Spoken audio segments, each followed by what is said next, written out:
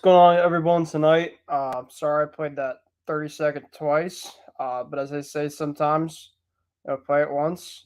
There's always another time to play it again. So, uh, ended up using it that time. But anyway, guys, thank you guys for once again joining my show tonight with Kicking It with Kruse. I'm your host as always, Ben Kruse. Alongside no one as of right now. But with that being said, I'll be running so at least for the time being. James Gonzalez, my co-host, typically that I'm usually on with. I wasn't unable to make it tonight, but that is okay on my part, as well as Isaiah should be coming on later tonight. And from there, we'll see if there'd be anybody else coming on as well. But with that being said, tonight's topics, there'll be a bunch of stuff we'll get into. We're going to talk about the NBA Finals that kicked off tonight between the Miami Heat and the Denver Nuggets. We're also going to be talking about the NHL Stanley Cup, as I haven't really gotten into a lot of NHL overall stuff, but I like to talk about the Cup as it's one of my favorite sports events to watch for sure. And that'll be starting on Saturday night between the Florida Panthers and the Vegas Golden Knights. I'd also like to talk about more MLB stuff. I'll talk about more about my Red Sox in terms of the latest on them, as well as more stuff around the league. I'll talk about DeAndre Hopkins. I'll talk some NFL stuff as OTAs right now are kicking off. There's a little bit of trade talks, especially on potentially one of the best players in football as a wide receiver that could be out there on the market. Who could be some teams out there? I know that he's not the same guy he used to be, but he could be a potential boost for a team potentially in receiver help. So I'll talk more about that as well. And we might finish off with some trivia. I'm not sure specifically to kick off the remainder. And then I also talk about some Celtics stuff as obviously they finished off their season. And Joe Mazzulla looks like he's going to be safe for next season. And Brad Stevens today, the president of the Boston Celtics, addressed the media for the end of season presser. So I'll get to some reactions about that. As some other stuff, I will get to some Patriots OTAs, a little bit of talk over there, and kind of what I've been seeing, and much more tonight on Kicking with Kruse. So, with that being said, guys, sit back, relax, and enjoy tonight's program. Before we get started, I would like to just make sure to let you all know that we should, if you guys have any comments, feel free to jot those down in the comments section. We also have other shows on, specifically on this network on the M6, MI6, you name it. We'll have Batter Up coming up. We should be having Batter Up coming up pretty soon with me alongside Lower Antonio and Isaiah Leon. We've been fairly busy on all of our schedules to kind of make our next show happen, where we should be getting that show pretty soon. We also do, of course, do Sports Weekly throughout the overall seasons, and obviously do a fun recap in terms of our sports shows there, as well as my show over here as well. You guys can also follow me at Ben Kruse, all in one word, 144 on Twitter. I put a lot of stuff specifically in all Boston sports, as well as just kind of just sports stuff specifically. Feel free to give me a follow if you guys have any comments or messages or anything like that. My DMs are always open for any types of questions as well too. So, packed show tonight, as well as making sure to follow me on my social medias if any type of questions are on my sports content over there as well. As that being said, let's get started. Tonight's first overall topic on tap for tonight will be the NBA Finals that had Game 1 got kicked off tonight as the Denver Nuggets and the Miami Heat played in the first game of the best of best of seven. First team of four, as I always say, is going to be the champion of the NBA season this season. And tonight's overall winner went to the Denver Nuggets. They won by the final score of, let me just double check here, 104-93. Just my first overall thoughts before going into some of the stats is, obviously the Celtics, my team, losing in 7 to Miami. It hurt to obviously see tonight's game not being the Celtics, and yes, I'm a little salty. But that being said, though, it also did feel kind of nice where I can watch a basketball game and in June and just kind of feel very stress-free, because it takes a toll on you, really, you know. And I obviously love that as being a fan, especially in the playoffs is the best time of year. But you know, it takes a lot. You know, it takes a lot in terms of just being it, you know, invested and just just it definitely will definitely raise your heart levels for sure if your team's in it. So it was kind of nice in a way to kind of sit back and watch some stress free, especially the NBA Finals, to see the whoever takes the championship. Um, so really in this game specifically, you know, my overall predictions. I guess I could first say now. This series will come down to a couple of things specifically. Miami really has to be able to match the intensity of Denver's overall skill because obviously the Jamal Murray and Nikola Jokic backcourt has been arguably dangerous. It possibly could be the best backcourt that we've seen all playoffs in terms of its overall production and statistically just being able to be very very consistent in terms of their overall play. Um, they're obviously great, but you obviously look at their role players that they've been playing great with as well. Michael Porter Jr., Bruce Brown coming off the bench, Christian Braun. Obviously, Aaron Gordon was massive in tonight's game. You know, Aaron Gordon's been a very good factor. I'd probably say he's their X factor. So, the thing about Denver is they can shoot from the three. Obviously, Jokic is an absolute unstoppable force. I mean, we've obviously talked about Jokic being this unstoppable force for years. But if you just look at his overall play in his game, I talk about him and I tell other friends of mine and other quote people that I know about Nikola Jokic is he's essentially the game of horse, but an overall person's body. Essentially, what I mean is he could essentially, a guy tries to double team, he'll kick it out to the other guy, make crazy overall passes. You want to do a hook shot, he can do a hook shot for you. You want to make a three, he can make the three as well. Just watching tonight's game, for example, he obviously there was one passer around the game. He was double team. He essentially turned around, passed to the other side of the front court, I think, and he kicked it out to somebody for a three. I believe it might have been Bruce Brown. And then there's another play that he was at the top of the arc from three, and he essentially Aaron Gordon was pretty much right down walking, towards the rim, and he essentially just threw it to him on a pass like right on the dime. So his passing's insane. Whether it's over the head, whether it's dribble, bounce dribble, whether his shot. He can hit the midi, he can hit the turnaround. I mean, there's a shot tonight over Bam Adebayo at the end of the game. I know the game was kind of out of reach, but I mean, you just look at his overall play. I mean, he's unstoppable. So if you're Miami, right, he are essentially going to have to figure out specifically how can we limit as much as Jokic and Murray production as we can and let the others beat you. I know it's very hard to have because Denver's playing at a really high level right now with all of their guys. So that'll be obviously something kind of watch for Miami if they want to pull off this specific upset. But the reason why I have Miami, first of all, before we go to Denver side in terms of them winning, is Miami has gone and has had this incredible magical ride, right? They they were a playing overall seed at 8. They lost the first game to Atlanta, and then they won against the Bulls. And obviously they're actually down by 3 with 3 minutes left in that game to even extend their season. A lot of people had Miami in terms of we'll see in terms of where they are in terms of the draft lottery. Then it went to the play-in. People were like, they could probably lose to the Milwaukee, right? Because Milwaukee was the first round team that they faced. And then obviously Milwaukee happened. It was a first round. Giannis gets hurt for a couple games, but Miami really was the better team. They played the better team. Then they played the Knicks.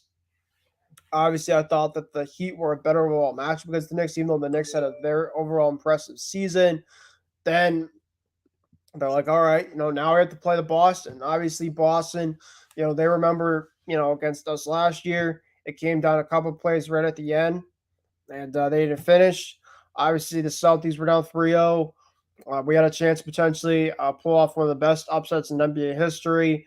An overall statistic that's never been broken before. It was 0 in like 150 or whatever.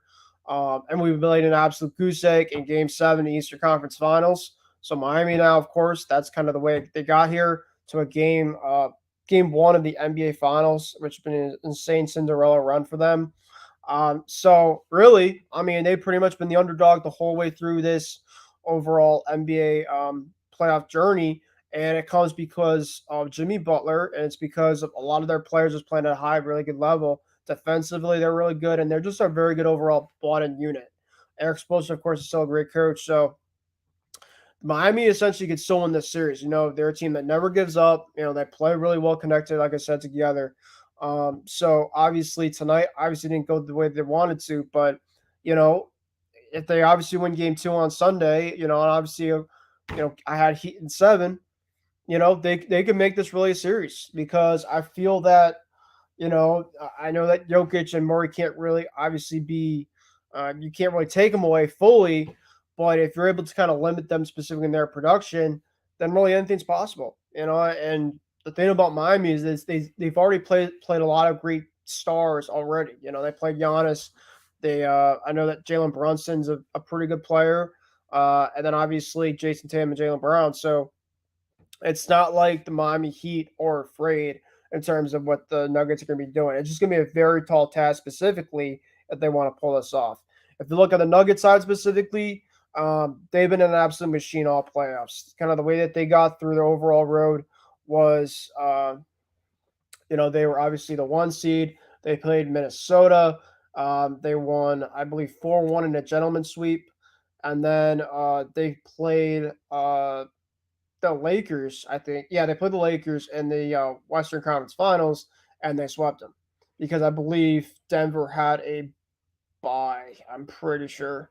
Um, so yeah, um, but yeah, if you got like I said, guys, if you guys have any questions specifically on the NBA Finals, how you guys feel about that or anything like that, feel free. Any other questions specifically, make sure to put them down, and I'll make sure to answer them at the end of tonight's program.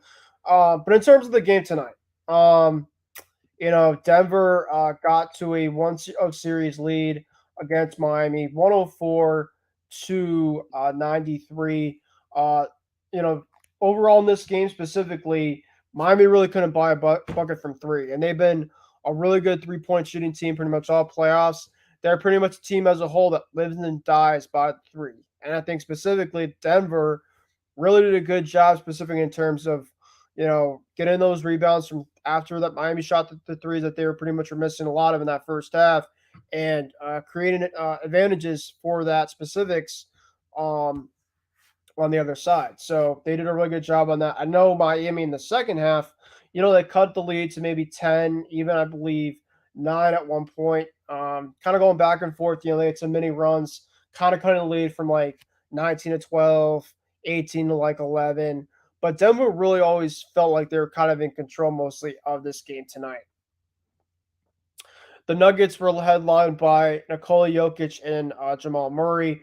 They each played 40 minutes. Jokic had a triple double, 40 minutes, 10 rebounds, 10 rebounds, 14 assists, and 27 rebounds for a big man. I mean, there's really not much that you can really say besides that.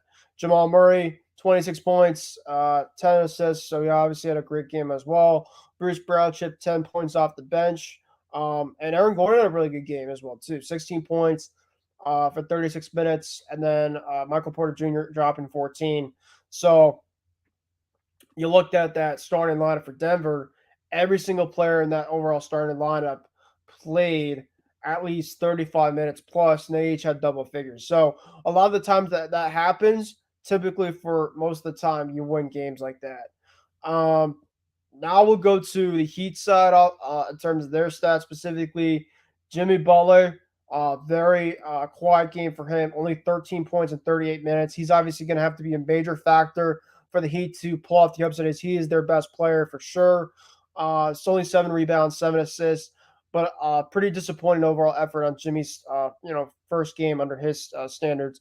Caleb Martin essentially was like prime Michael Jordan against the Celtics.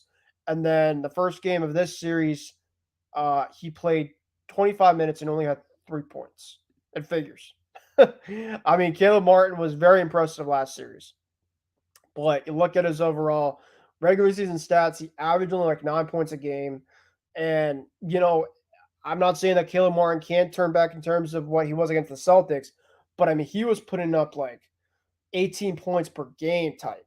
I just if Caleb Martin can at least drop at least 4 or 5 threes, for that team specifically, then they might have a chance because he was able to do a lot in that series against Boston, and he was a big reason why the Heat were able to stun the Celtics last series in the Eastern Conference Finals.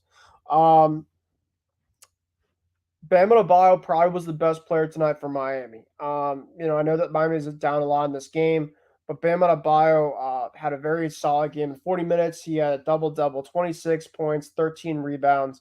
So he did a really good game. Gabe Vincent, not too shabby as well. He had 19 points. He did have a couple threes for that team as well. Um, and then Haywood Highsmith, he definitely. I thought last series against Boston, he had some really good minutes that he played defensively. He's a very good, solid player. So I really liked in terms of what Highsmith was really going to was bringing the Heat, especially in that second half. He had some really crucial moments. He even hit a three, I believe, that cut the lead to about 9. With about like 3 minutes left, but Denver really was able to kind of respond like they did pretty much the rest of the night. But yeah, Haywood Highsmith, really impressive night.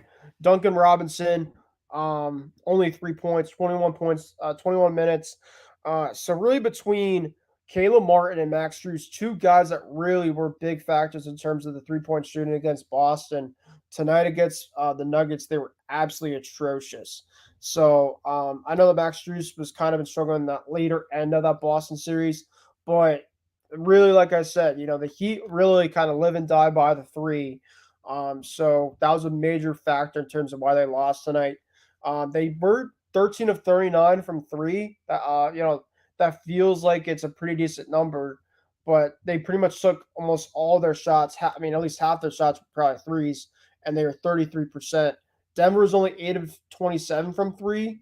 Um, but you look at the field goal percentage, Denver was 50% from the field, and Miami was 40% from the field. So it's not like Miami played an overall horrible game, but their first half, their shooting was absolutely abysmal. So, for them to be falling behind, and put behind a lot in this game, I just feel like Denver always had a counterpunch left and right. Now, if you look at a glass half full, um, you know, it, it could be something where you're like, okay, Martin and Struess only had, let's see, uh, Martin had 3 points. I mean, they only had a combined 3 points at the whole entire game. Jimmy only had 13. Um, And if a lot of Heat fans are essentially looking only lost by 11, essentially with that low production from pretty much those three guys. If they can at least carry a little bit more to that, I mean, look at what Bam was able to do tonight. He had 26 points. The thing about Bam is he's very up and down consistently. There's times specifically in that last overall play in the Eastern Conference Finals against the Celtics. He's had very up and down type play. So the thing about Miami is they're going to have consistent play, and Jimmy Butler obviously is going to have to be a lot better than he was tonight, only scoring 13 points. Denver's going to take that all day, every day. Um, Obviously, it's going to be a long series, I still think. I know a lot of people are saying Denver sweep, Denver in 5. Listen, I feel like Miami's still going to be a tough test for them. I have Heat in 7th, but would I be shocked? Of course not. Denver is probably been the best team as a whole, pretty much a lot of this playoffs in terms of their consistency. And obviously, this overall finals is pretty much the battle of unknown, I'd say. And I'm not saying that specifically because we don't know who Jimmy Butler is. We don't know who Nikola Jokic is. Obviously, they're both great stars in this overall league. I would say Jokic is a superstar. In terms of Jimmy Butler's status, I would call him a star, like a very, very good player.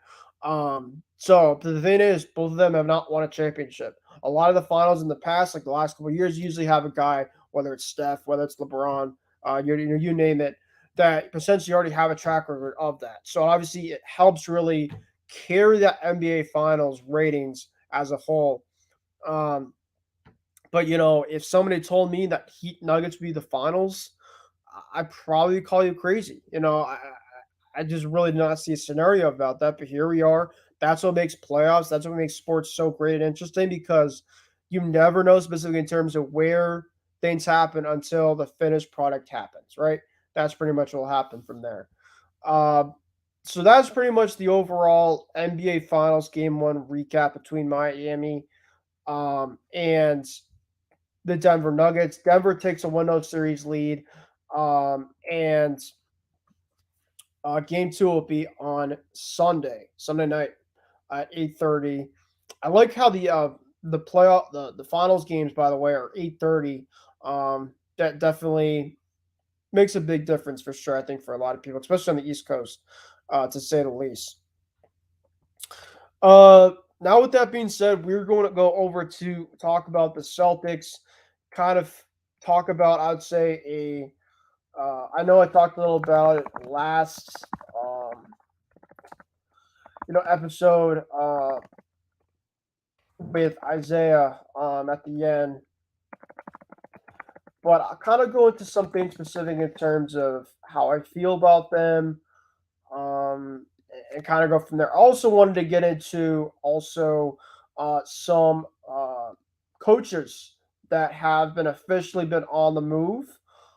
So I will get into that specifically after um, the Celtics recap and kind of talk about kind of the remainder thoughts that I have as well.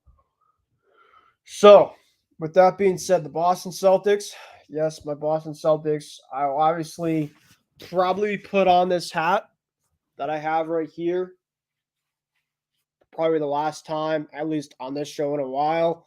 Um, Unless I don't have a hat really that I want to wear. This is one of my favorite hats I do like to wear. But this is kind of the last I want to talk specifically on the Celtics until probably the free agency period comes around, which won't be long. I think it starts early July. But obviously, my focus now, of course, with the NBA Finals and the NHL Stanley Cup happening with both my teams not being there, I'll still obviously watch because I love watching the finals and stuff like that. But with my teams not being there, the interest is not probably as much as I wanted to.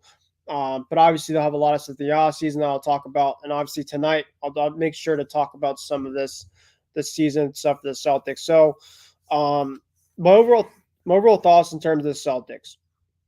If I had to give it a grade, I'd probably go with a solid B. Um, the reason why I don't have it at A is they didn't finish the role. And obviously, this is where it leads into the Brad Stevens and the presser that happens tonight. Um, and, obviously, before we have Isaiah Leon, one of my co hosts, coming on just a little bit here, um, I've thought that the Celtics as a whole really had a fairly good season. Of course, they were down 3-0 in the Eastern Conference Finals. It wasn't ideal where you wanted it to be, but they fought back. They made it a series, and they almost pulled off the improbable, essentially a very similar like '04 Red Sox, the New York Yankees type, where they were down 3-0, and they finished off the job. Unfortunately, the Celtics didn't finish off the job. They came up a little bit short. They didn't play great in Game 7 at all to deserve to move on to this overall NBA Finals tonight against Denver. But they did a lot of great things in the overall season. They came in second. They were a top 5 team again, once again, in the Eastern Conference. They were one of the best teams in offensive rating, defensive rating. And Joe Mazzulla, obviously, being a new coach, obviously the stuff that happened to Ime after the finals run last season, the offseason, of course, but he had going through. So Brad obviously had to make a lot of tough decisions, and they kept Joe Mazzulla around. Obviously, he's very young as a coach, and so a lot of people were kind of curious in terms of how things were going to go with that. But he really managed. I know that he has a very talented roster with a duo of Jason Tatum, Jaylen Brown, and others, but he was able to really do what he can to really manage here. Um, Now, with that being said, I happen to have one of my other co-hosts that's on for tonight. He is coming from outside somewhere. I'm not sure specifically where, but I'm happy to have him on here, my friend Isaiah Leon. Isaiah, how are you doing, my friend? Hey Hey. Ben, what's going on, man?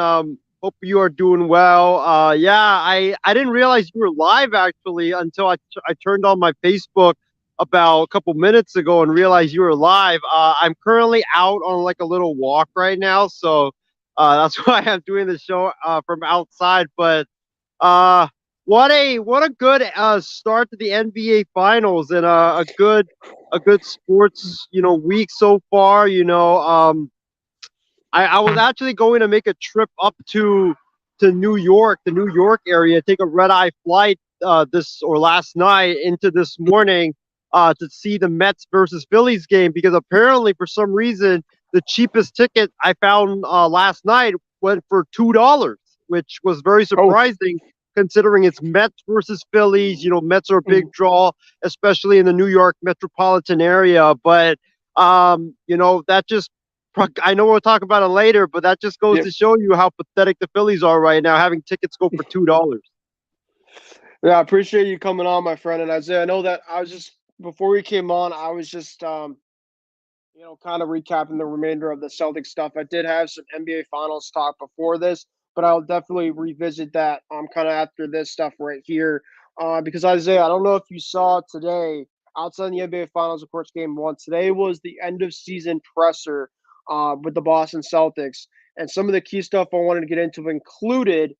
Joe Mazzulla was named for, essentially from Brad Stevens. Brad Stevens essentially said today that Joe Mazzulla is going to be back as the Boston Celtics coach for next season. I don't think specifically many Celtics fans should be surprised about this. I think specifically one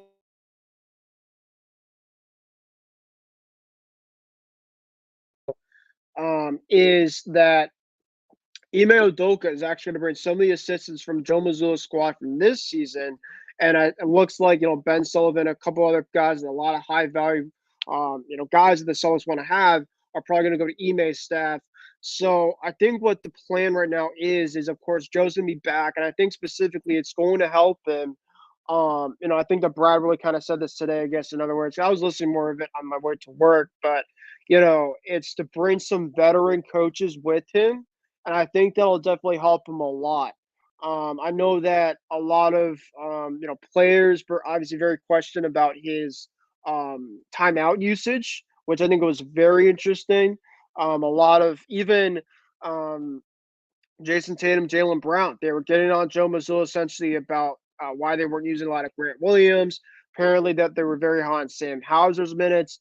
So I know that obviously we're talking about fire Missoula, this and that, but I think specifically as a young coach, specifically, I think it's going to really help him, Isaiah. That you have a lot of guys, a lot of pieces. You have some stars there. You have a couple of complementary pieces, and I think next year probably will be for the better to have him back because I feel like he's going to learn more, and I think specifically too that you could have some coaches. One guy specifically that could be fascinating could be a guy like Steven Silas that got. He's not on Houston's overall team anymore, but he's a young guy, and I think Brad would really like him. But I feel like some pieces around Missoula, especially your coaches, definitely could make a difference. So Isaiah, before we of course go to the NBA Finals stuff, I don't know if you happen to see any of the end of season stuff for the Celtics. Obviously, if you didn't, don't worry about it. But there seemed to be just a ton of stuff specifically. Another thing that I did also read was Peyton Pritchard seems to be still very interested in being traded, which I'm not obviously very surprised about. And another big one specifically, the Jalen Brown. If you had any talks of trades, stuff and that, and obviously still things could happen. But Brad Stevens essentially seems pretty adamant that him and Jason Tatum are going to be the long-term core of this team, which I, of course, am very happy about because they deserve to win a championship when the time comes around for sure. So, is there any type of reactions you want to quickly say about that before I get your overall thoughts in terms of the NBA final stuff?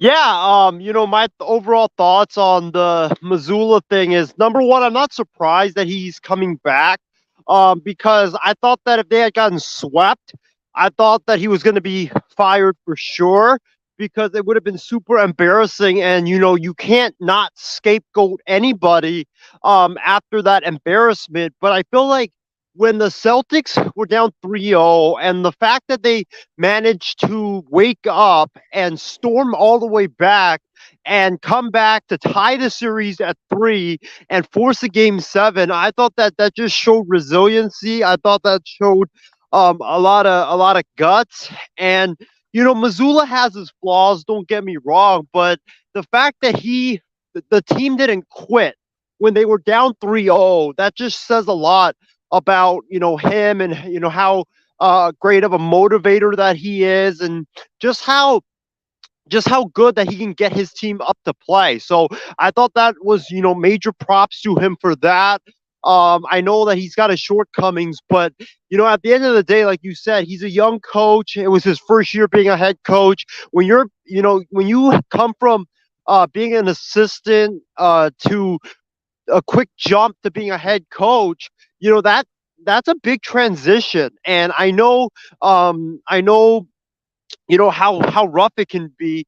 I know that you see a lot of coaches, whether that's in the pros or college, they make that jump from only coaching as an assistant for a few years, and then all of a sudden they're thrown into that head coaching spot, and it's just like a huge transition. I know, when it comes to like my college football team, the Hawaii Rainbow Warriors, Timmy Chang, that guy was not a coordinator or anything like that. He only was a position coach for I think 2 years, and then all of a sudden he gets the head coaching job at Hawaii, and he struggled with timeouts and struggled with some of the stuff that a head coach has to do. So I wasn't really that shocked by it that Missoula's coming back. I think that for the Celtics, I think what's very imperative for Boston is for them to get some veteran coaches on his staff, like maybe a Frank Vogel, Steven Silas, like you mentioned.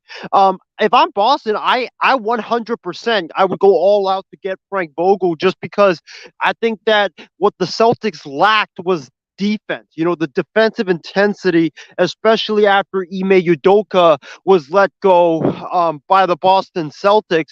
I thought that Missoula was too focused on the offense, not a lot on the Agreed. defense. And Yeah. I think that you saw a lot of that in the playoffs, where when the Celtics offense bogged down, it was not about trying to stop the opponent. More so, it was about how do we fix the offense. And that's why the Celtics got in trouble a whole lot, because their defense ended up having a lot of lapses. I think that if you bring Frank Vogel in, he can be sort of like your defensive coordinator. He can be the guy coordinating the defense, making sure the defense doesn't have any lapses. And then Missoula can focus on the offense and also being the head coach of the team. So if I'm Boston, I mean, I'm sort of like the jury's out on Missoula right now. I'll give him another shot, but I think that it's very imperative for the Celtics to go and get some veteran coaches on his staff. And if I'm Boston, go all out on Frank Vogel, because he's the guy that I think you definitely need, especially to remake that defense. Definitely so. And obviously that was kind of really it. I know I probably could maybe say some stuff down the road, but obviously we have a ton of stuff we want to talk to. Obviously, outside of this stuff, to the Celtics. Of course, as their season obviously finished it off on Monday. Um, Now, obviously, Isaiah, outside of Joe Mazzulla coming back, obviously we're going to talk about kind of the coaching carousel within the NBA before I get really back to the NBA final stuff with you. And I know that I sent you some news last night off the air. Of course, now the coaching tree is kind of started coming into form for a lot of these coaches. The Milwaukee Bucks have gotten their new coach. I don't believe I have announced that on my show yet specifically. That coach is by the name of, let's see, Adrian Griffin. Don't really know a lot about him specifically, but I've heard some things that he seems to be the former Toronto Raptors assistant. So, that should be fairly interesting. Obviously, Nick Nurse is now the new coach of the Philadelphia 76ers. And then last night, we were wondering in terms of where's Monty Williams going to happen to be? This might have been the most surprising one. Monty Williams, you thought, maybe the Celtics, maybe there's an opening, maybe Philly, maybe this team, maybe Phoenix. Well, Phoenix obviously let him go, but kind of a very good up and coming type of team. But he chose the Detroit Pistons. And he got a 6-year deal from the Detroit Pistons. Griffin going the Bucks, Nurse is going to Sixers, Monty Williams is going to Detroit, probably Doc Rivers is going to Phoenix. Isaiah, what do you kind of make all of this? Well, I think so far the biggest home run hires that I've liked so far is the Philadelphia 76ers landing Nick Nurse, and the Pistons landing Monty Williams. For the Pistons, I was stunned because I Yeah. know they had tried to make a lot of runs at Monty Williams before, I think a couple weeks back, but he turned them down. But it just shows you when you have a target that's your guy and you keep pushing it, and you just keep not taking no for an answer, and you keep throwing money at him and raising the bar when it comes to the salary, he's going to eventually take it. And obviously Detroit had to pony up. I mean, $13 million for a head coach is absolutely insane. Reach I was desperations. yeah, for Go sure. ahead. I was telling a friend of mine today that maybe the Oakland A's owners should throw like $20 million per year at Joe Girardi and get him to come to Oakland just to take over that team. But Mm. yeah, I mean, for the Pistons, they got a great coach, and this was, I think, the home run they needed, and it was the choice that was definitely better than a lot of the names on their list. The finalists that were for Detroit was, I believe, Kevin Ollie, the former head coach of the Yukon Huskies. And then it was, I believe, Charles Lee, the well-regarded assistant for the Milwaukee Bucks, as well as I believe the other guy on that list was Jaron Collins, Pelicans assistant. If you look at that list, a lot of the names on that list just aren't really that too interesting. Like Kevin Ollie, he's never coached in the NBA before. Ben, you and I both know that when you're making the jump from college to the NBA, and I don't even think Ollie was even coaching in college anymore. I think he was coaching Overtime Elite, which is like a program for high schoolers. That's like a huge jump when you're coaching college high school kids to the end, like to go into the NBA, being a head coach there. Like that's a huge jump. So, and then you have like Charles Lee, who's been an assistant for a while. Yeah, and then you have Jaron Collins. Like I like the assistant route, but when you have a guy like Monty Williams available, you gotta go all out and you gotta go get him. And I think he's the perfect coach for Detroit because he's a program builder. He's a guy that can develop young talent, and he's a guy that's a culture changer. So I think he's perfect for Detroit, and I think he's definitely going to change the culture of the Pistons and change the standard there in the Motor City in a couple of years. Nick Nurse, we talked about this. I believe it was on the last time we did a show. Yep. I think that's a good hire. I love that hire by the Sixers because Nick Nurse is a guy that's a great defensive-minded coach. He's a guy that is not afraid to change up his schemes. He makes adjustments on the fly.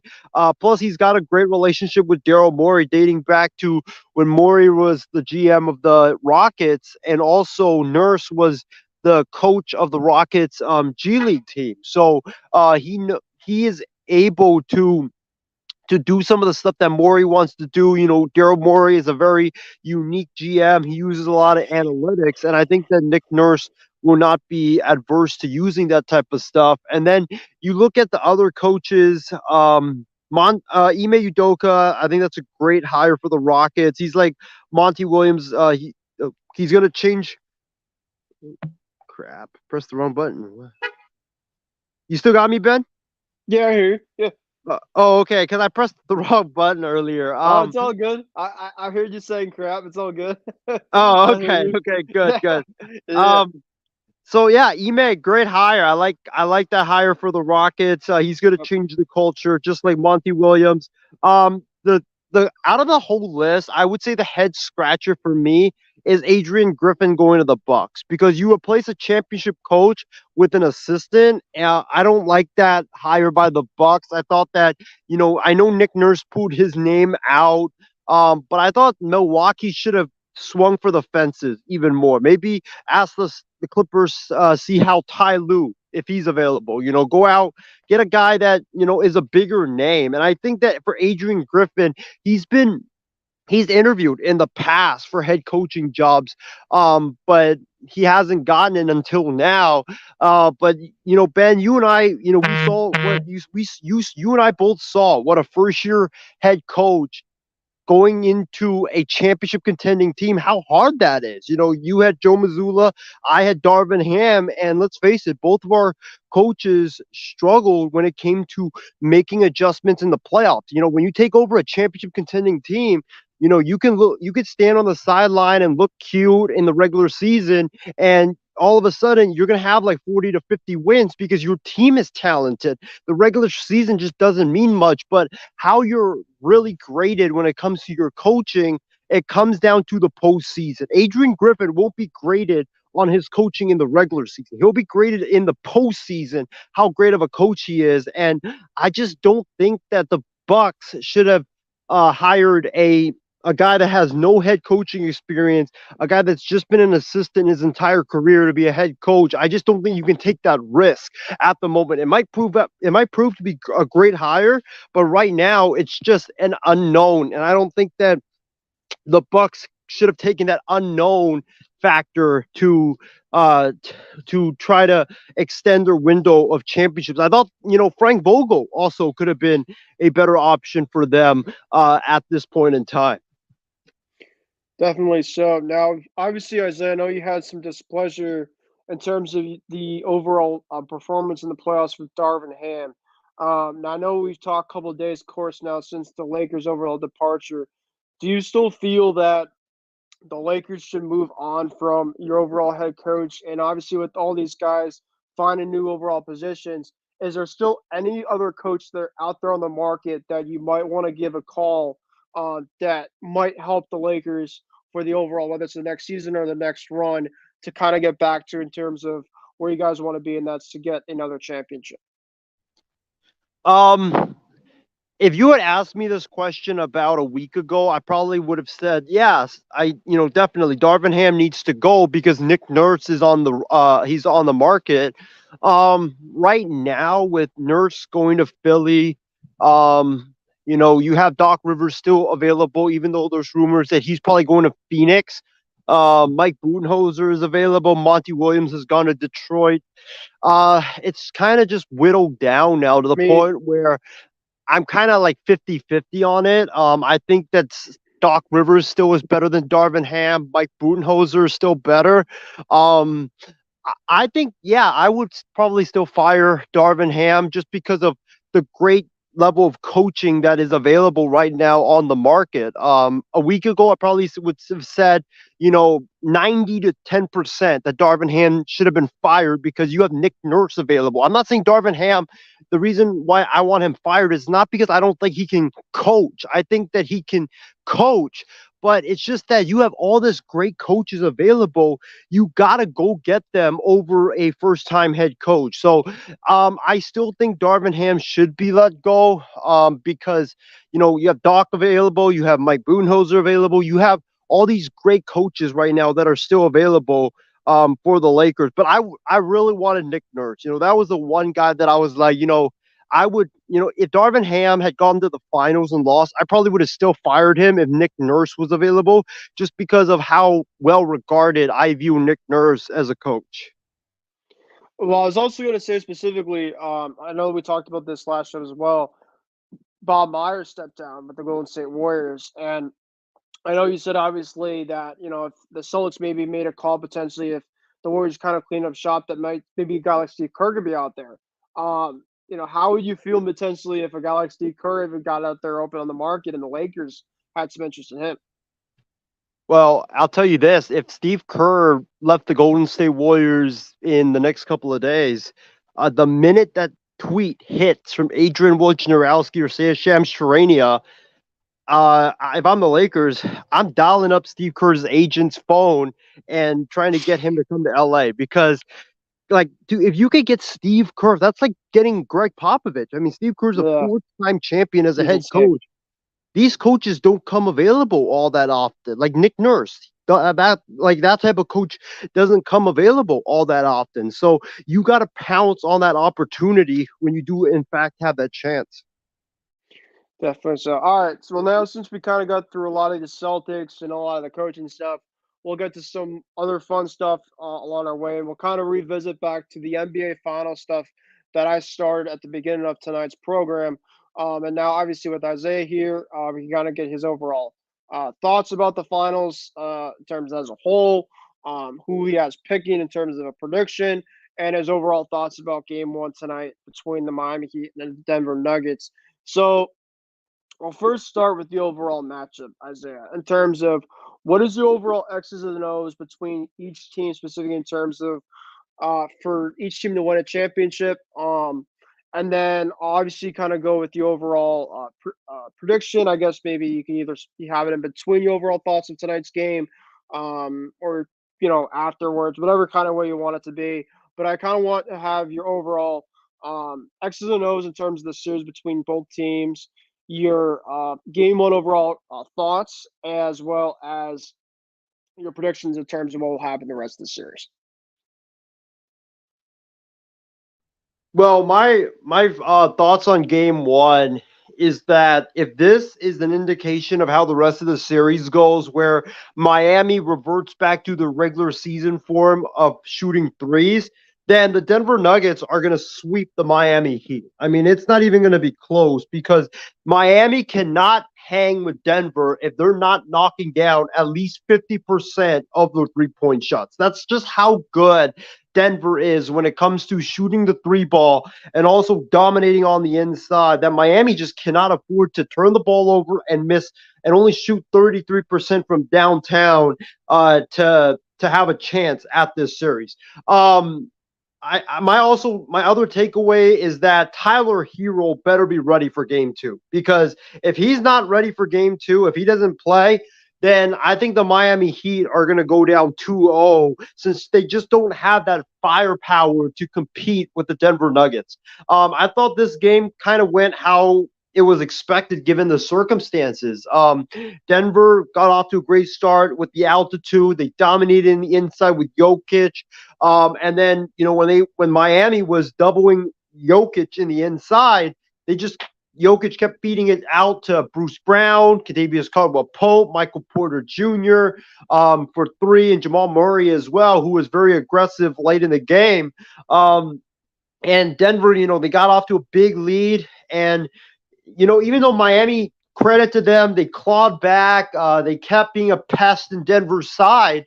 But ultimately, Denver managed just to take this Game One and put away Miami at the end. But Miami needs more firepower from three. If they had been able to knock down half of the threes that they missed, Miami would have, if this game would have been a 3-point game or even a 1-point game heading into the final minute. But Miami was just ice cold from three the entire night, and they just couldn't make a three to save their life.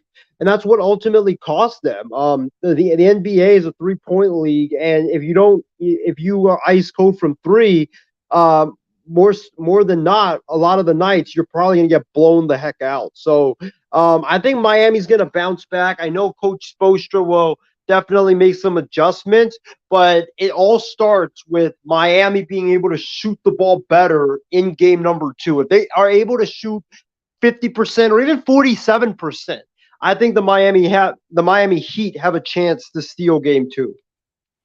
Definitely so. I mean, you kind of look specifically, the Heat kind of did very similar in terms of the Celtics in Game Seven. The Celtics a lot of those playoffs lived kind of in the way of living and die by the three. And it's pretty when it happens, and when it's not pretty, it's obviously it could be very stagnant. The difference between the Celtics and I saw about the Nuggets tonight, but the Celtics have to figure out this offseason is moving without the basketball, especially when the Heat essentially playing their half court offense. The Celtics really were okay in defensively, going from defense to offense and obviously living die by the three. But when it wasn't happening that way, the Celtics essentially had no answers. Tonight, you saw the Nuggets, obviously Jokic being a machine the way he is a massive, but They do a lot of pick and rolls. They do a lot of attacking the basket essentially off the dribble. And that just makes Denver so tough because they can just beat you in so many different ways. And I think if you're Miami specifically, one guy that we didn't mention that you didn't get to mention, Isaiah, Jimmy Butler. Jimmy Butler has to be so much better in this series. I mean, you're only scoring 13 points tonight. I mean, my guy, I know Bam Adebayo at 26 points. What was the help from your side specifically as well too? You can't have both of your stars specifically. You're an 8 seed trying to be able to upset the number 1 seed in Denver if half of your stars are not either one of your stars is able to show up. Oh yeah, no doubt about it.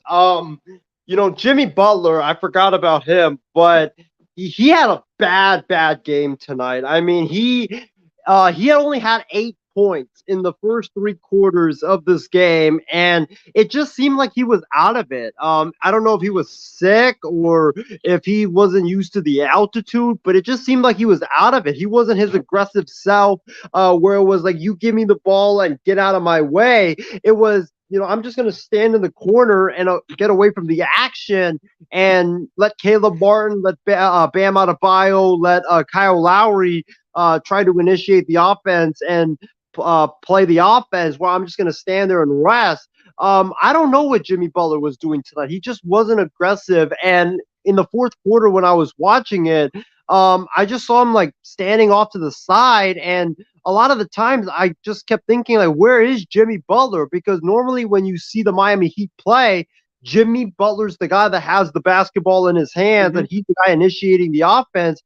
So I was shocked that he was just standing there, and kept thinking to myself, like, is he even in the game, for crying out loud? So Jimmy Butler's definitely got to be better. He's got to be the guy that handles the ball. He's got to be the guy that be aggressive. He's got to be the guy that puts the Heat on his back. Because if he doesn't, you're looking at not only a 2-0 series deep for the Nuggets and the deficit for the Heat, but you're also looking at potentially another blowout in game 2. Well, the thing about Jimmy Butler was when they were up 3-0, I felt that in the last couple of games before they got to a game 7, Jimmy Butler was very similar in a way. He felt like that there were some times where he would drive under the basket and then he would either kick it out like he was very passive, or you don't want to shoot that outside shot. That's the thing about Jimmy Butler sometimes specifically is he has that ability to be a lot better, more aggressive than he already is as a player. I just feel like at times he just kind of gets a little tense in terms of has a way where he's just kind of very indecisive in terms of what he wants to do. And the Miami Heat essentially they go as Jimmy goes. So if you see in terms of what a play like he does tonight, I mean the Heat have no chance. I mean if you look at it this way, I obviously Heat in 7, but essentially I looked at it in a way where Miami's essentially gone through a lot of teams are in the playoffs that they should have no business of winning, and they have. But you look at it when it comes to the finals, just does Jimmy essentially just have enough left in the tank to essentially carry this whole entire team against a team that's the number 1 seed with Jokic, with Murray, that just has a ton of other talent around them that can beat you in other ways outside of shooting behind the arc? I just don't know. Yeah, I agree with you, Ben. I don't think they have a shot without Butler doing his thing and carrying the Heat. They don't even have a shot, regardless if he's doing his thing, if they're not hitting 50% of their threes. They just don't have Right. that firepower, or they have already limited firepower as is going into the series. And now with Butler not doing his thing, and with the Heat just can't not hit a three to save their life, it's just going to be very hard to overcome the Denver Nuggets. So that's why I felt like they came up short tonight. But they got to improve in those areas, and I think that's why Tyler Hero, if he does come back for game 2, I think it's going to be a huge help for the Miami Heat, because not only is Hero a great 3-point shooter, but he's also a guy that doesn't need someone to create for him. He's a guy that can create on his own. He's a guy that you can give the ball to and you can get a bucket. So if Hero does come back, I think it will be a big help for the Heat, and I think it could potentially be a series changer for the Miami Heat. There was reports out that it looks like that Tyler Hero could be potentially out there for game 2, but apparently Woj said he might be likely ready for game 3. So things about that, what kind of time will tell in terms of that.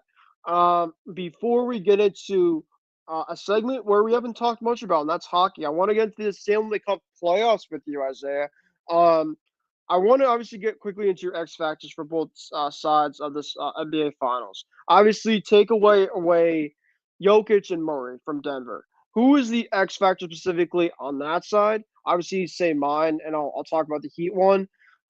And obviously, take away Jimmy and Bam. I'd say I guess on the other side. So for me specifically, the Nuggets, Aaron Gordon. Aaron Gordon tonight was absolutely fantastic. He was absolutely when Jokic and Murray did not have the ball when Gordon had, especially in the first half, he was attacking Gabe Vincent. I mean, Gabe Vincent just had no answers.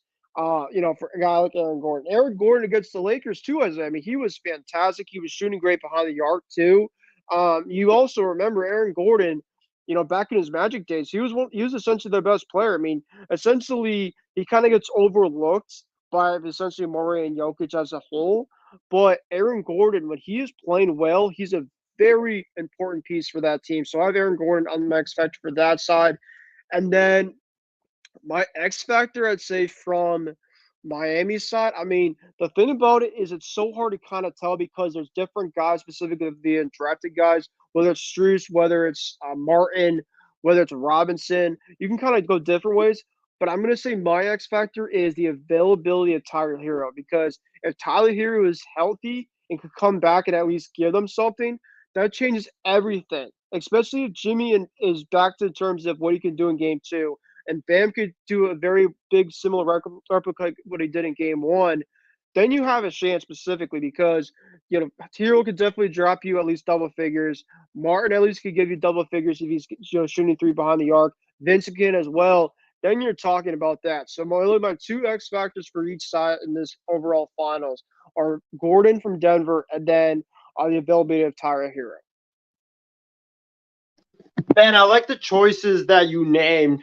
For me, I think Denver. I like the choice that you gave of Aaron Gordon, but for me, I'm gonna go with another guy, Michael Porter Jr.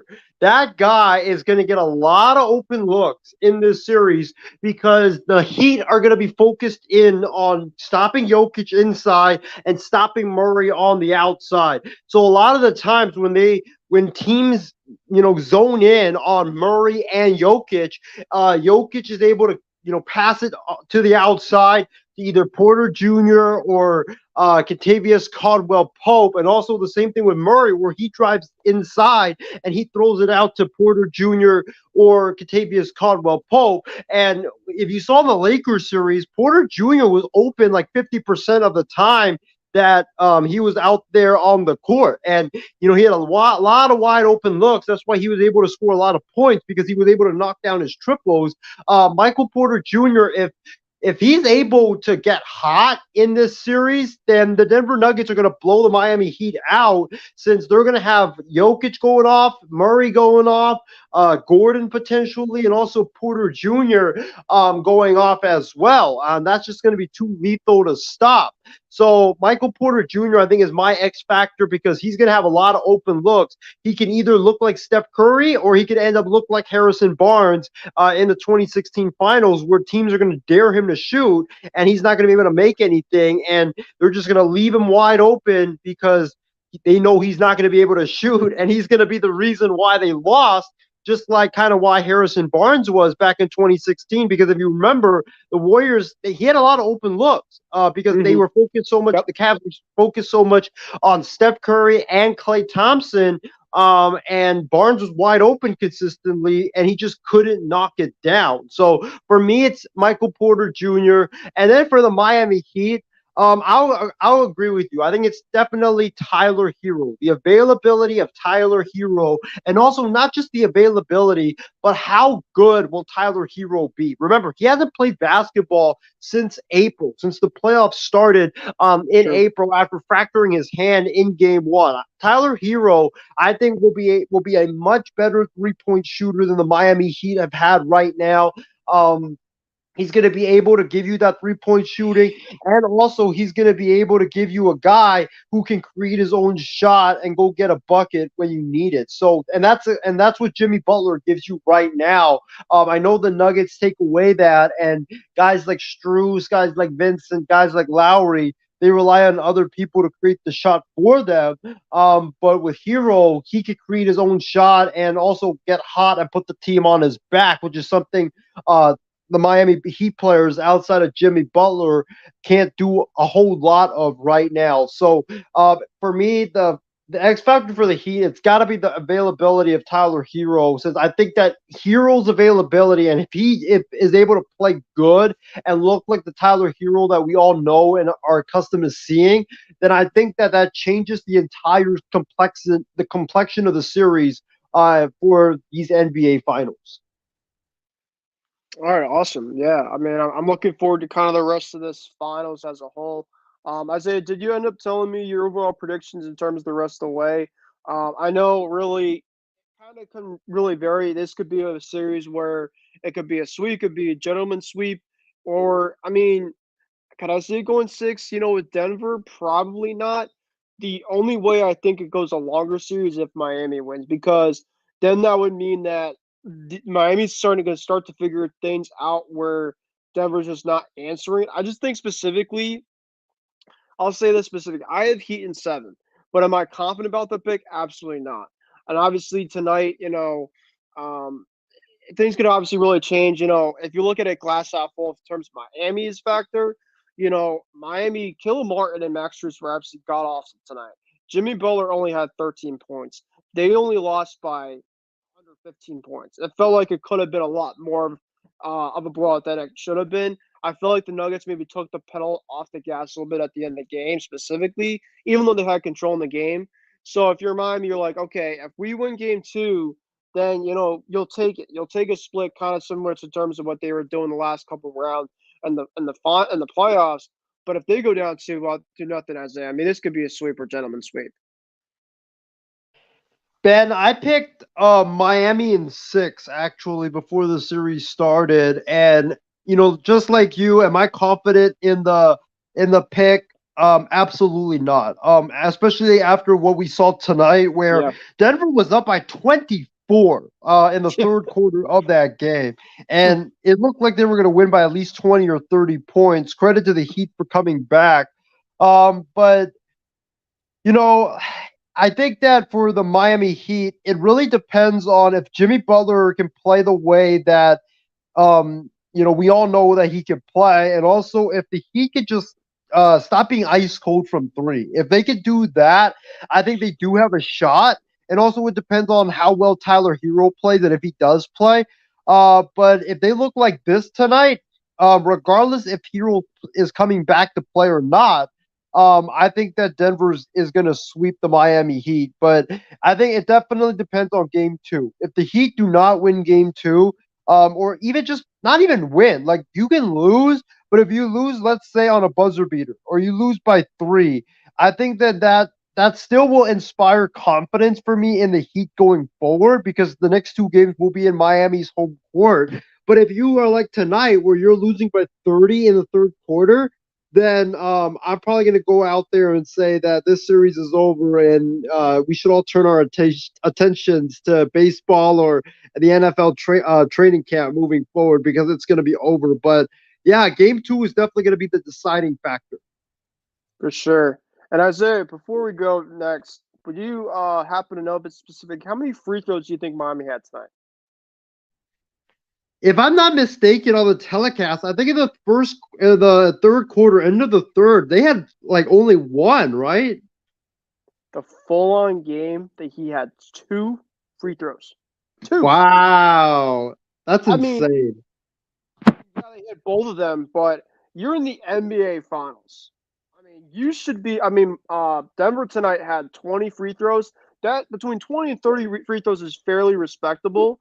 And a guy specifically that should be at the free throw line because of what he can do to drive and what he wasn't doing tonight is Jimmy Butler. And Jimmy Butler should be specifically a guy like that where you should be able to at least attack into the rim if you're not getting your outside shots. I mean, Miami specifically, the reason why they didn't get a lot of free throws is because they just kept on shooting threes. So there was no in terms of attacking the paint because they just kept wrecking them up and trying to see if they can go in or not. I mean, that's pretty much was it. But that's, if you don't have, if you essentially have under 10 free throws for game two, if you're looking for the Heat, you're going down 2-0. I'm sorry.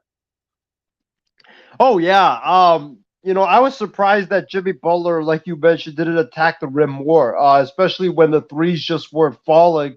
I'm surprised guys like Kyle Lowry, Bam Adebayo didn't attack even more. I know Bam Adebayo had like 26 points, and he did a fairly good job of attacking.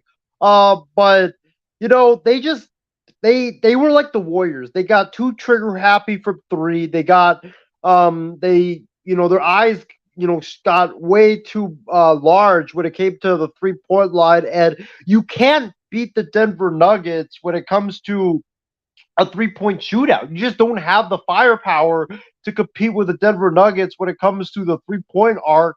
So you got to attack the paint, and you got to do what the Lakers did. You know why the Lakers, even though they got swept, the Lakers made every game very competitive against the Nuggets because they drove to the rim and they got the refs to call fouls in their favor, and they got Jokic and Murray at times, and even Gordon and other players like Porter Jr. in foul trouble, and they got them out of the game. That's how you are going to able to impact the game, and how you are able to take away some of Denver's best offensive weapons. Is you get them into foul trouble and you attack them because let's face it, Jokic is good, but Jokic doesn't have the foot speed to be an elite shot blocker. He is a good defender, but he doesn't really have that foot speed. So if you attack him a lot of the times at the rim, you're either going to get a good bucket or you're going to get sent to the free throw line because he's going to foul you. So I think the Miami Heat, they got to do a better job of attacking the rim in the second game. And that free throw count where they only had 2 tonight, that better be at least 20 or 30 in game two, because if you don't times that by 15 or 10, you're going to lose the series, and you're going to lose game two by at least double digits. Definitely so. All right, we'll get to the NHL. And Isaiah, I don't know if I've ever talked hockey with you specifically, but since the Stanley Cup, and I bet you'll probably tune in at least to watch this specifically. I would like to obviously get to really quickly that before we tune our attention over to some football stuff, DeAndre Hopkins and other stuff. But I do want to get quickly into this overall matchup because I obviously love the Stanley Cup Finals. This is between another South Florida team, the Florida Panthers, who, of course, unfortunately beat my Boston Bruins in the first round after being down 3-1. They're taking on Vegas, the Golden Knights specifically. Golden Knights obviously are head coached by Bruce Cassidy, who is the former head coach of my Boston Bruins. This is obviously going to be a fairly fascinating series. I have Vegas going in 6, but the Panthers have been kind of fairly, similar. They've been kind of like the hockey version of the Miami Heat, where, they went through a really tough, stretch where they went through Boston, essentially probably the best team all in hockey all season, by side, but, history-wise, in terms of regular season. Then they played the Maple Leafs, which have obviously had a very good track record in the past, obviously in the postseason not, but and they played Carolina. Carolina has been a very tough pest all year. Vegas on their side, they went through Winnipeg, they went through Dallas, obviously, to just win the to go to move on to play the Cup. So really, these two teams should be very, very fascinating. You should have some very good goaltending on each side. 2 goalies from each side. Aiden Hill has been a really good goalie wise for Vegas. Sergei Bobrovsky for Florida. I know that they used line earlier on in the playoffs. And then, of course, Matthew Tkachuk has essentially been a machine. Florida essentially in overtimes, Isaiah, I mean, they feel like they always win, in overtimes or when the game gets tight. Vegas, they've been putting up great numbers specifically too. So I know, Isaiah, you're not, in terms of your hockey knowledge, it's not as much specific in terms of what you have, which is okay. Like I said, we're not going to get too much into this, but since it's the Stanley Cup final, Isaiah, Obviously, I'll ask you specifically in terms of how much you got to watch that. If you feel like you're going to watch this overall matchup, and if you have any overall thoughts about this, feel free to let me know. So I'm not the biggest hockey fan. I think you guys know that. In fact, I probably don't even know half the players on the Seattle Kraken, even though I claim to be a Kraken fan. And that's why I was super. That's why I was super disappointed when they lost to, I believe it was the Dallas Stars in game number 7. Um, you They had a great know, run though. yeah, they did have a good run. In terms of the Stanley Cup Finals, normally when I watch hockey the most, it's definitely the Stanley Cup Finals.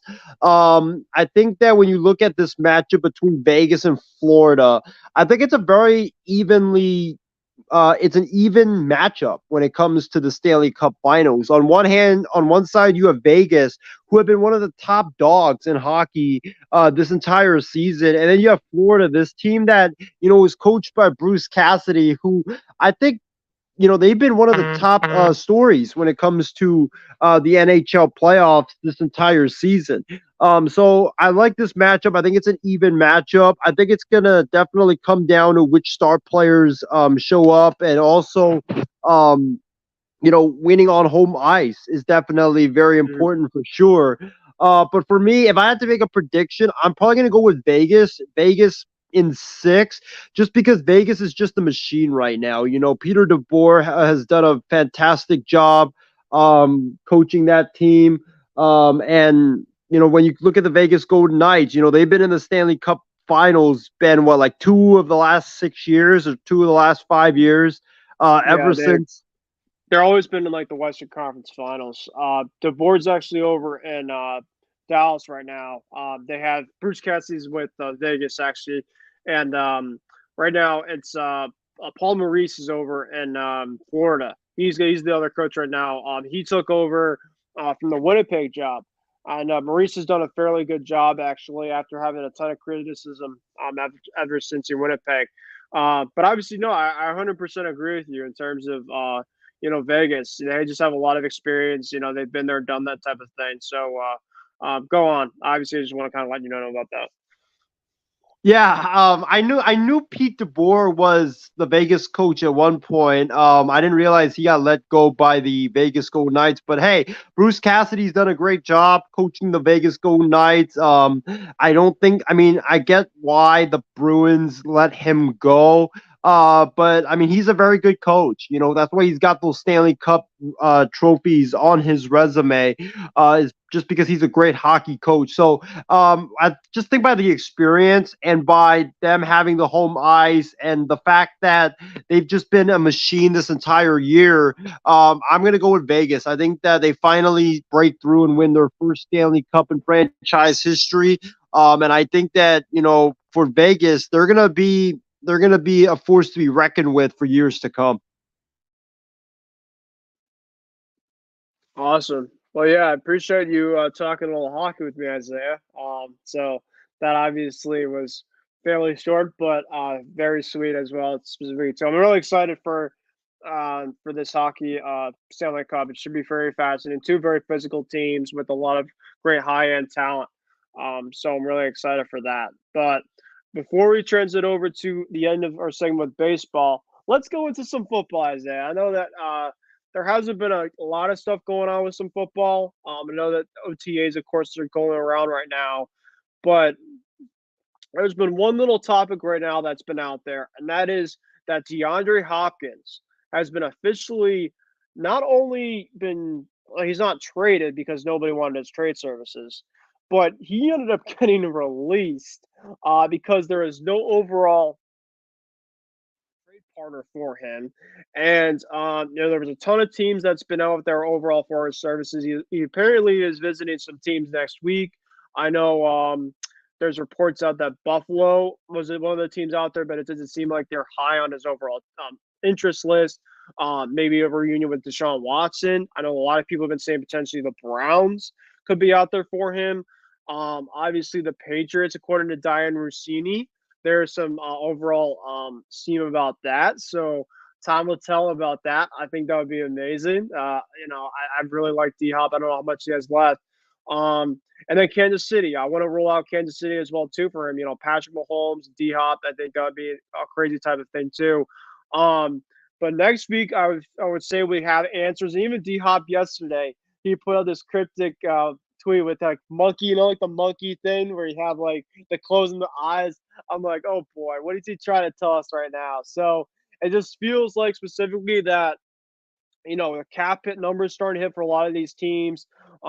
People, are going to start opening roster spots and stuff like that.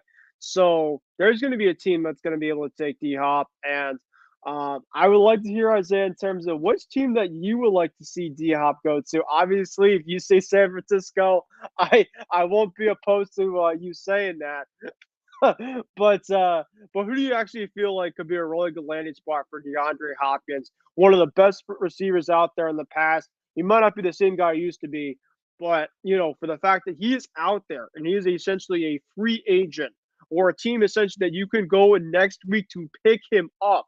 I mean, this is going to be someone that should have a ton of market out there for. So where do you think this is going to be going? And what's your overall thoughts, by the way, this whole entire situation now? I know, we're not supposed to be biased on here, but I'm going to be biased anyway. I want him in San Francisco. From the moment he was released, that was the landing spot that I picked. Just because you think about the 49ers, right, with Christian McCaffrey, with Trey Lance or Brock Purdy as the quarterback, and then you look at the other weapons like George Kittle, Deebo Samuel, Brandon Ayuk. Imagine you add DeAndre Hopkins to that mix. I mean, how crazy good will that offense be with Kyle Shanahan calling the plays? I don't even know how you could stop the offense because they'll dominate with McCaffrey, either catching passes in the backfield or running it up the seam. And then, when they have to pass the ball, you give Purdy or Lance the weapons of Hopkins, Brandon Ayuk, Deebo Samuel. I mean, think about this, Ben. DeAndre Hopkins, not as your number one, not as your number two, but as your number three. Or Brandon Ayuk as your number three. Or even Deebo Samuel as your number three. I mean, that would be the most insane wide receiving group that we've seen in like the last 10 to 15 years. So I think, Kyle Shanahan, if you want to win a Super Bowl with Philly getting all the talent that they have, with Kansas City being how dominant they are, the Buffalo Bills are coming, other teams like the Jets are coming as well. You got to get, superstar talent, and you got to get a team that can either match up with Philadelphia or be just way better on a level talent-wise. And I think if you get DeAndre Hopkins, I don't know. I think the Niners have $11 million left in salary cap, so DeAndre Hopkins would technically have to take a pay cut. But if you're D-Hop, you're at this point in your career where, hey, you're getting older, you made a lot of money, why not go to a Niners team where you would make it just so unfair if you were to go to that Niners team? It wouldn't be on the level of KD going to the Warriors, but it would be a step down that level, and that is still very, very unfair. But I think realistically, I want to see D-Hop as a Jet because I think that, look, the New York Jets are coming. The New York Jets are a team that's ready to go to try to win right now. They have Aaron Rodgers now. I think that they need another superstar receiver next to Garrett Wilson. Right now, after Garrett Wilson, a lot of their wide receivers just don't really it doesn't really pop up to me. You look at Alan Lazard. Alan Lazard's a nice piece, but he's more of a number 3 or a 4 than a number 2. They have Corey Davis, but he's more of a number 3 or a number 4. They need that number 2. If they can get DeAndre Hopkins, you would take a lot of pressure and a lot of attention off of Garrett Wilson, and that offense would be just scary with DeAndre Hopkins as well as Garrett Wilson as the wide receivers next to Aaron Rodgers. I mean, that would be a super team right there in New York. Yeah, obviously, if he went to San Fran, I mean, good God, I mean that would just be something. Um, obviously, I don't want to be biased as well here, but obviously the Patriots seem to act like really has some interest highly in on DeAndre Hopkins. I know last year specifically we're really lacking in production and receiver. But they added Juju Smith-Schuster. They brought in Mike Gesicki to help with Hunter Henry. I've already seen a lot of reports that Mac Jones seems fairly comfortable. Heck, maybe Bill O'Brien and Mac Jones maybe know each other from the past. It works out, right? I know you can't really put it to a lot of overall throwing through air and stuff like that, a lot of hyperboles.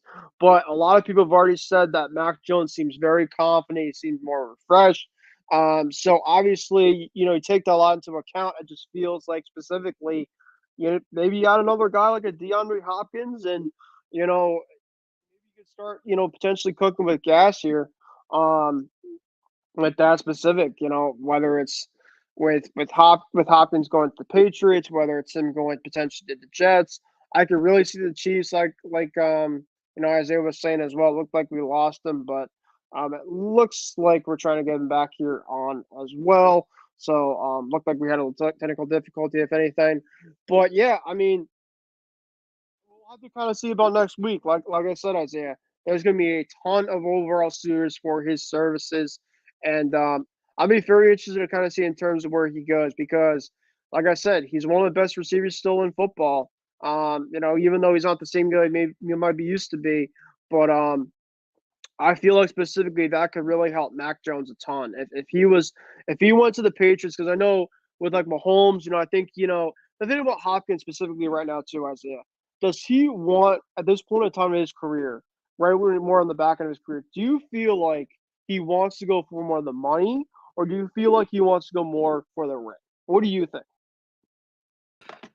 I think with the places that have been thrown out, right? The Chiefs, the Bills, it seems like he wants to go for the to win.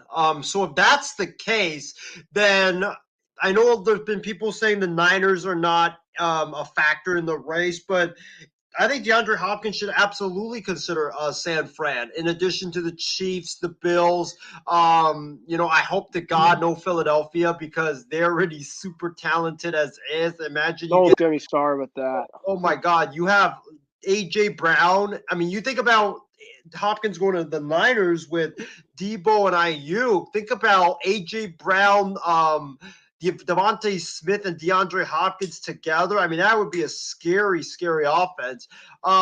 But yeah, I think that DeAndre Hopkins, he's trying to prioritize the to win. I think a lot of these teams that are saying that they don't have interest in Hopkins, like the Jets, the Cowboys. I think they're foolish for saying that because any team would be better with DeAndre Hopkins on their football team. So I think he should prioritize winning because he's made a lot of money. He's getting up there where you probably have a few more years of yourself being in your prime left before you slowly start to decline. So I think he's prioritizing winning, if I have to guess.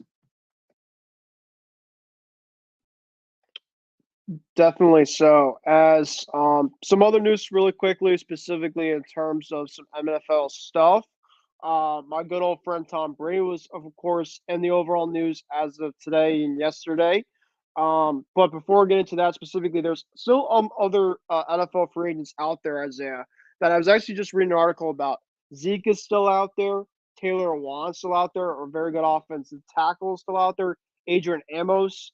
If you need some help on the secondary, is still out there. Carson Wentz, the doubt. I mean, remember when he felt that Carson Wentz was going to be this big project? He's still out there on the market. And if you still need some kicker help, Robbie Gould, your old friend, is still out there. Crazy enough, because he's been really good as a whole for a long period of time. Um, obviously, I didn't get to a lot of the rest of them specifically, but with the cap kind of starting to hit around, you have OTAs starting to kind of hit. You're going to have mini camp coming up specifically pretty soon. Do you feel like is there anybody on your team, Isaiah, that you might want to give a call? The one guy specifically right out there that could be the most intriguing out of anything is Dalvin Cook, because Dalvin Cook seems to be like a player where it looks like the Vikings want to cut bait with. And the two teams I believe Dalvin Cook said that he really wants to look at specifically is Buffalo, because he could go play with his brother, or Miami. I think those are the two teams specifically right now that Dalvin Cook's looking at. but I know that you also brought in San Francisco because potentially with that running game, that could definitely be a crazy place too. So, is there any other specific type of guy specifically out there, whether it's via a trade or another guy out there via on the kind of the I guess you could say like the waiver wire, I'd say at this point in time that you could potentially want the Niners to take a look at before the roster kind of starts coming to perform for the offseason activities, training camp, and so forth. Ben, are you ready for this? I'm scared to think what's going to happen. I'm ready though. At the start of the offseason, you probably would have told me that this choice was preposterous. But I think as we've gone deep into the offseason now, I think it seems more and more and more likely that he's either going to get cut or he's going to get dealt. And he's going to get dealt for a lot less than what he would have gotten dealt for early in this offseason. And the name that I have in mind that I really want the Niners to get, and honestly, if the Niners were to get him, this would make the Niners an extremely scary offense than they already are. And that is Derrick Henry. If you could get a guy, because right now you have Christian McCaffrey, who's a guy that's like a very speedy running back. He's a guy that can run with some power, but he's a guy that will finesse people. But Derrick Henry is power. He's a guy that's just going to slam through 3 to 4 guys at once, kind of like Marshawn Lynch. And imagine like you have a 3-headed running back monster with Elijah Mitchell, Christian McCaffrey, and Derrick Henry, and you can keep them fresh and just rotate them throughout every single play. I mean, that would be insane. And I know the Titans, they said that, we're not going to trade him, this and that, but let's face it, he's got too big of a salary that you're not going to pay that much for him anyways, and also he's a free agent at the end of the year. And I think that with Tennessee, that they're not going to be that good this season. They need to at least get something for him, whether it's a late draft pick, 5th round pick, 4th round pick, etc. And I think that if you're John Lynch and Kyle Shanahan, you need that type of a running back where you're not just going to finesse people with his speed and his elusiveness, but he's a guy that could be a power back, could be a Frank Gore power back that can just take on 3 to 4 defenders and just pound it inside when you need it. And I think that since the Niners are a team that's a run-heavy team, with the addition of Derrick Henry, which would be only for 1 year because he's only got a year left, and I don't think it will sign him to a big contract after that, especially with Bosa's extension and other guys getting paid. But, you have a team that's ready to win now. And it's time to go all in, try to get the best talent that you can and try to just make it as unfair as possible. And Derrick Henry with his power, Christian McCaffrey with his elusiveness, dude, I think that that's just going to be and also don't forget Elijah Mitchell with his power and elusiveness. I just think that would be a running back trio that, you're just going to be fresh, you're going to be healthy all the time, and also you're not going to have a big workload. You're going to keep your legs fresh, and also it's just going to be one of the most dynamic running games in the league if that were to happen. Now, yeah, that'd be very interesting. Isaiah, is there anybody here in this list that I'm looking at that the remainder free agents? A lot more guys that I'm seeing that's still available, that at least are intriguing. Did you know that Yannick Ngakoue is still out there on the market? He is out there. Did you know that Jadeveon Clowney is still out there for a team specifically that I can look at? Frank Clark is still out there. Frank Clark is an absolute stud. Leonard Floyd, Melvin Ingram. If you're needing pass rush right now, Justin Houston. I mean, some of these guys might not be the same that they once was, but if I'm the Patriots specifically, at least on that list, that potentially I could take maybe put a flyer in that might not be the same. Give me Jadeveon Clowney because I feel like Bill Belichick and Clowney could be a very interesting duo. I feel like they could still get some pass rush help. Obviously Hopkins offensively, but you look at Ngakoue, Ingram, Clowney, you name it. I mean, there's still some guys out there that still have not been taken that could potentially be looking at potentially for for a spot. I have a comment here from actually James Gonzalez. Isaiah putting a fantasy together for his 49ers. Captain. Hey, that's why like the rest of the sports world should be scared if I ever become a GM, because I mean I would just be hitting up these like superstars like, hey, DeAndre Hopkins, you want to come to San Fran? Hey, Derrick Henry, how much can do we have to give up to trade for you? I mean, I'd be going all out, honestly. You'll be like the Rams, Pretty much. fucking picks. Essentially, you'll be going all crazy. So yeah, I wanted to get that overall in terms of the Hopkins news and everything like that, kind of the off-season stuff there. Now the other thing specifically, Isaiah, and obviously this goes to now my old friend and Thomas Edward Patrick Brady. Um, Now I don't know if you saw specifically that Jimmy Garoppolo, your old friend Jimmy G and our old friend Jimmy G, looks like specifically that he might be at a overall screeching halt in terms of what's going on there, as he might not be ready, I believe, for the season. He's been dealing with another specific injury. Um but hold on one second. Before we kind of get this information. Josh McDaniels, I guess, had something about Jimmy G today. He said, I have very good information that tells that we'll be fine. Okay. So it seems like Jimmy G is going to be okay. Now, then, of course, people said, well, if Jimmy G is not ready, is Tom Brady going to come out and play for Vegas? Let's just kind of recap that and kind of play it into this form in terms of where it goes from here. Let's be real, first of all.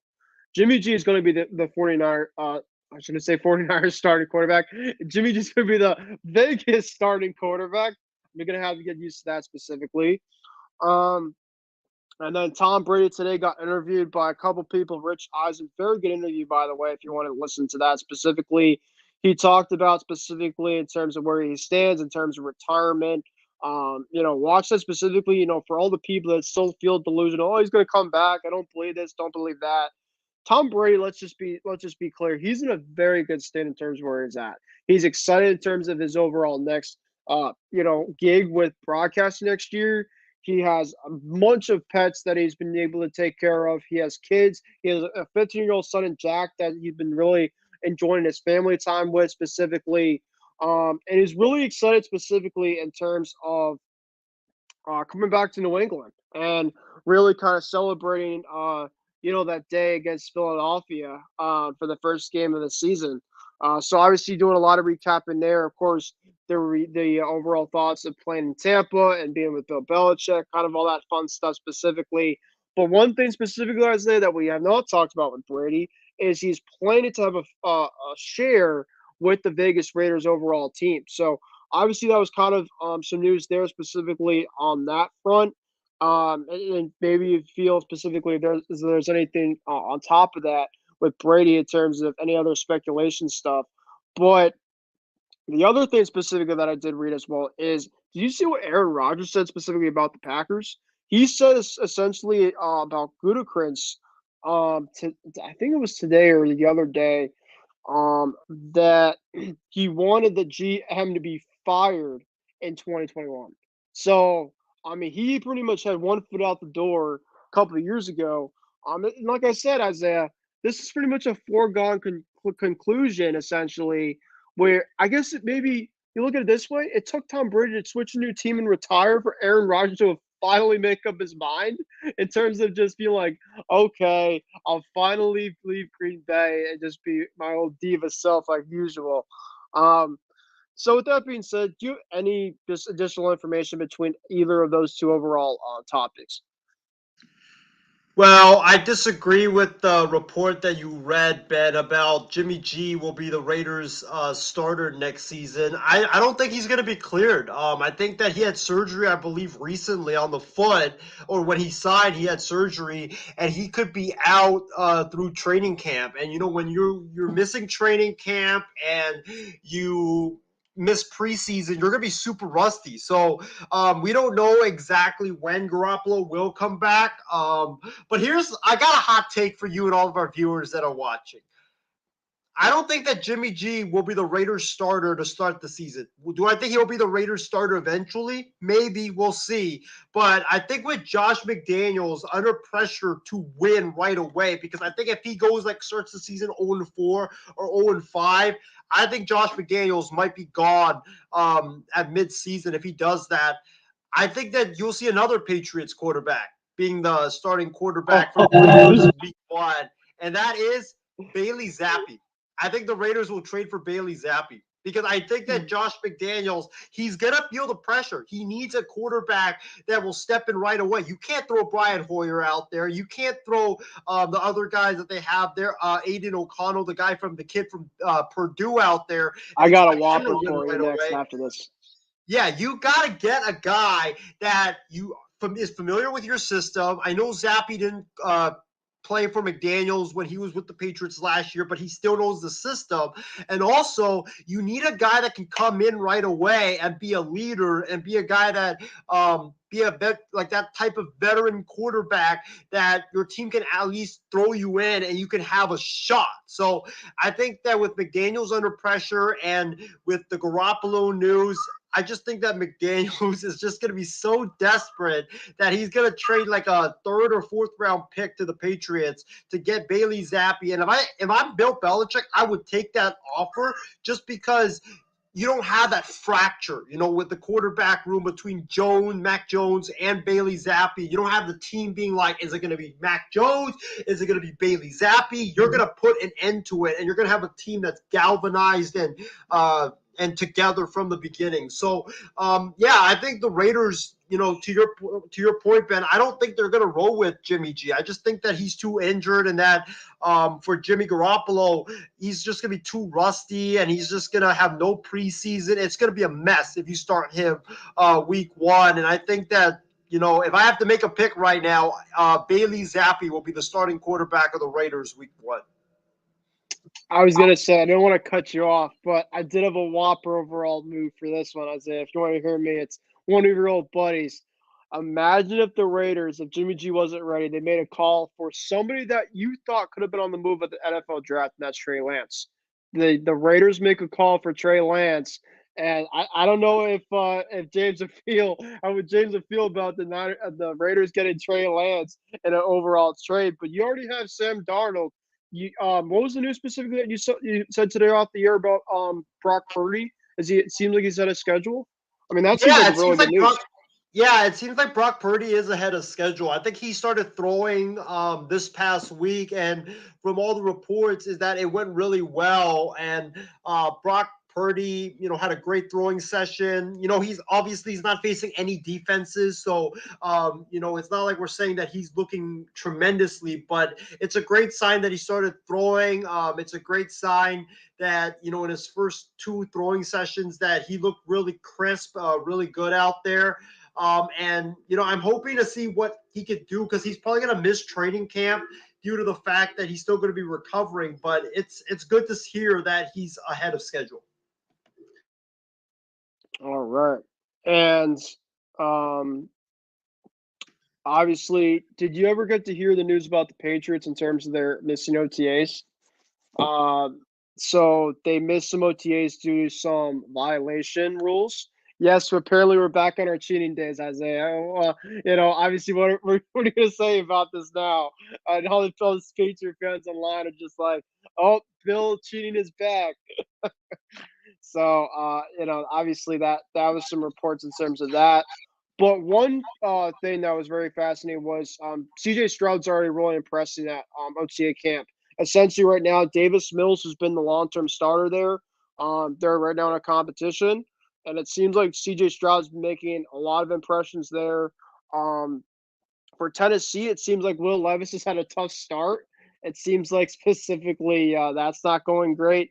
And then have you seen the Bucs video so far between the quarterback competition of Kyle Trask and Baker? I mean, you go from the GOAT, of course, to Tom Brady. Of course, it was going to be a downgrade as it was. But, I mean, for Tampa Bay, obviously you can't make a lot of assumptions there. But, man, that's going to be really tough. So we're just kind of really in this state, really, where we're at OTAs, we're at mini camps, all that fun stuff in the off season because sooner than later, I know we even out at summer, but training camp's going to come around in July. 1 month, yeah. Yeah, now we're at June. Crazy enough, we're going to be having a lot of football talk coming next month here, so we might as well get an early head start about that. So I wanted to kind of get a lot of that stuff out there. We'll probably still have some, whether it's a D-Hop trade, we'll have that overall talk for you. we'll break all that down. We'll even put a breaking news if needed for that stuff next week, and the other stuff as well too with that. With that being said, so much is up. Isaiah, well, I'm not sure about that. We'll have to kind of go from there. Isaiah, now we'll go into baseball to finish off tonight's program. I know you said off the air if we're going to do some baseball tonight, and we will be doing some baseball because, as always, we love to talk our baseball segment.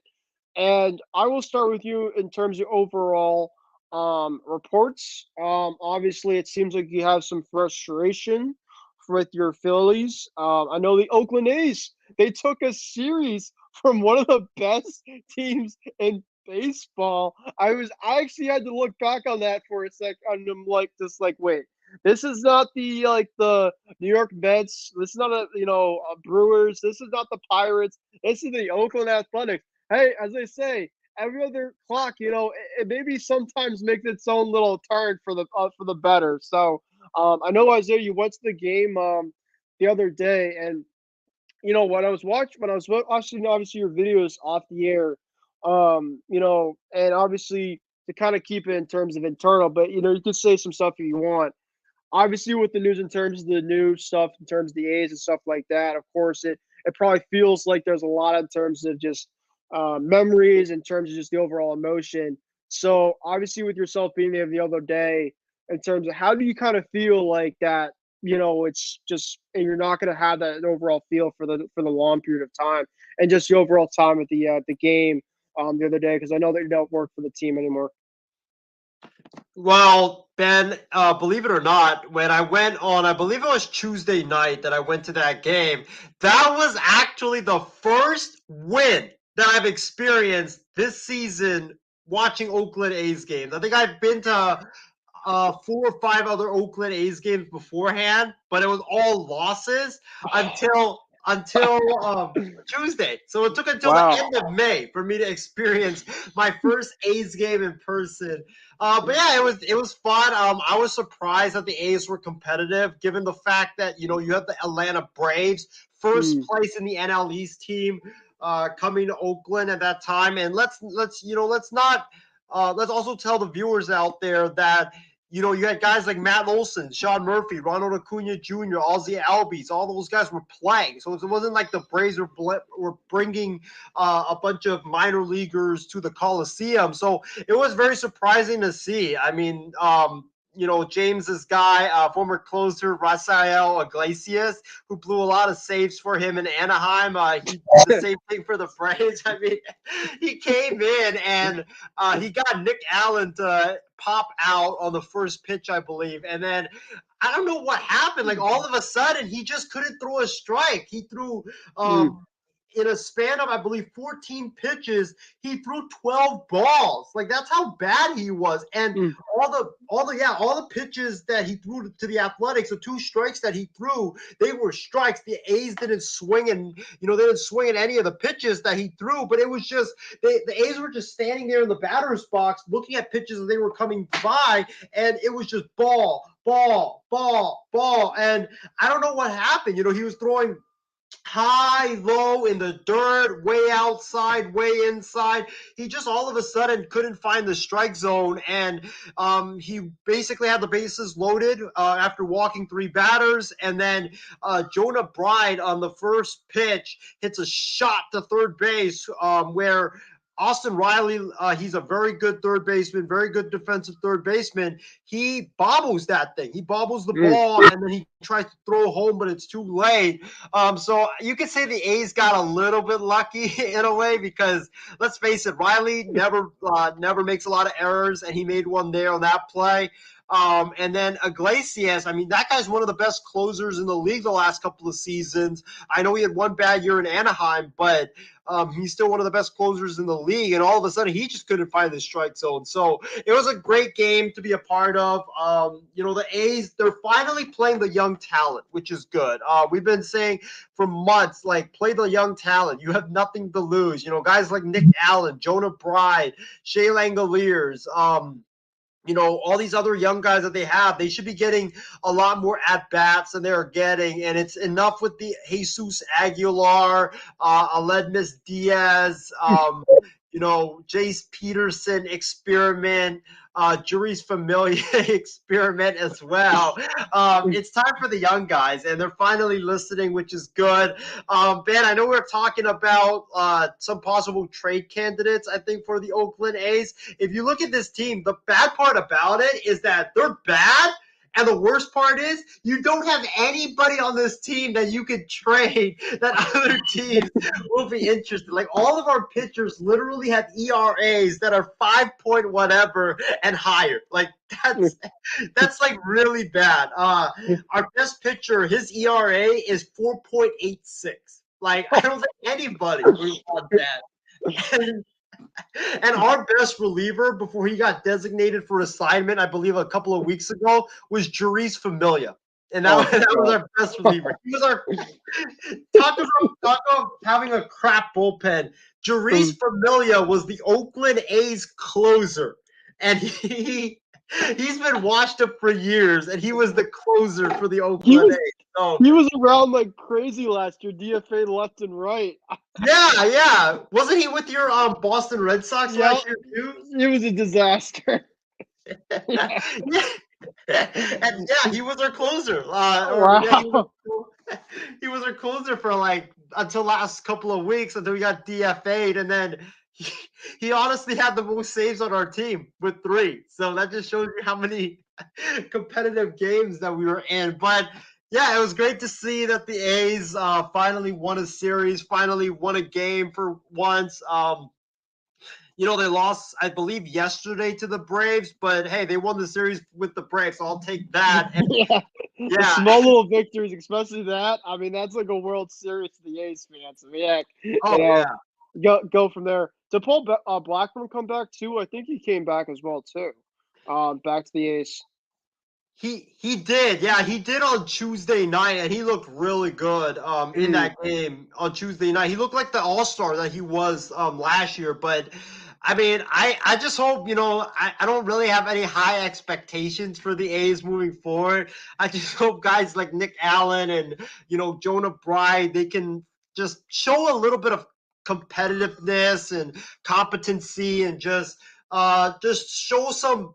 Just give me some glimpses of a bright future, especially with how bad the team is. And, it would also suck if, let's say, the A's finish with like the worst record in baseball history, just not to get the number 1 pick because they get screwed in the lottery. I mean, oh my God, that'd be terrible for sure. But yeah, congrats to the A's on a series win. Congrats. I would say the 4 potential players that could have some interest for the A's at the deadline is Seth Brown. I think Seth Brown could probably have some interest. Lariano, Brooker, and probably Blackburn. Blackburn could actually be could pitch a little bit longer. I bet that there will be a team that could be on the call for a guy like him. So that's obviously the A's. Now let's go to your Phillies, Isaiah. How do you feel about the Phillies as of late? I can't believe I'm going to say this, but I was going to catch a red-eye flight last night at 10:30 p.m. my time and get to New York around 7 a.m. this morning and go to Citi Field for the Mets and Phillies game because the cheapest ticket was $2. And I was going to go all out crazy and go to New York at night, come back the very next day after the game. But, thank goodness I didn't do that because the Phillies just looked lifeless. I mean, it was awful. And I know that record-wise, you would say that the A's are still the worst team than the Phillies, but expectation-wise, the Phillies are underperforming expectations way below the Oakland A's. I mean, the Phillies team right now, they're lifeless. They are dead, and it might be so bold just to say this, but I think the Phillies season might be over. I mean, this team just, whether it's the pitching, Aaron Nola, he is a free agent after this season, and he wants at least $17 to $20 million a year. Right now, Ben, I don't even know if he's going to get more than a 1-year contract. especially with the way he's pitching. I mean, he's pitching himself out of being an elite free agent, and his ERA right now is 4.70. I don't know if he'll get that turned around. Zach Wheeler looks like a shell of himself right now, which is very surprising to say the least. Taijuan Walker has been an absolute disappointment. I mean, the Phillies gave him 4 years and $70 million. His ERA is 5.80 right now. And the worst part is he might have blown out his elbow because apparently his when he was pitching today, his fastball velocity went from 94, 95 to he was throwing 89 to 90. So there's some serious problem with that. And I know Rob Thompson after the game said there was nothing wrong physically, but you can't tell me that there's nothing wrong physically with a guy who typically throws 94 to 96, and today he was throwing 89 to 90. There's no way that there's nothing physically wrong with him.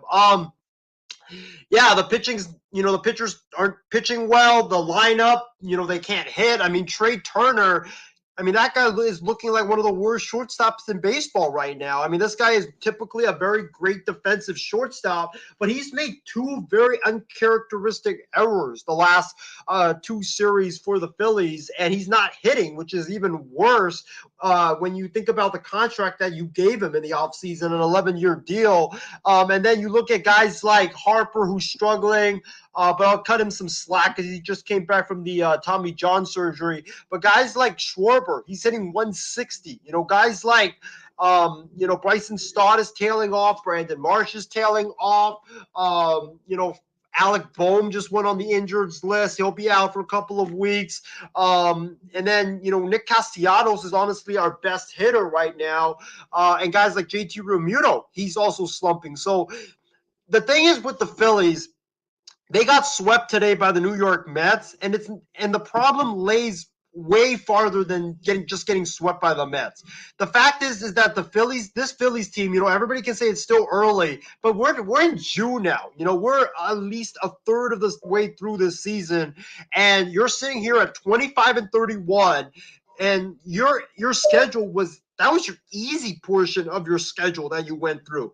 Now you're about to go through your hard part of your schedule. After you play the Nationals, you're going to play the resurgent Detroit Tigers, and then you play the Dodgers, then you play the Mets again, then you play the Braves, then you play, I believe, the Blue Jays after that. I mean, it's just going to get tougher and tougher and tougher from here. And Ben, I think it's time to have a conversation about the future of Rob Thompson, because Rob Thompson, he's a guy that's really laid back. He's a guy that's really chill. He's a guy that's not going to get on your ass when you're doing something wrong, something that Joe Girardi did fairly often in his tenure.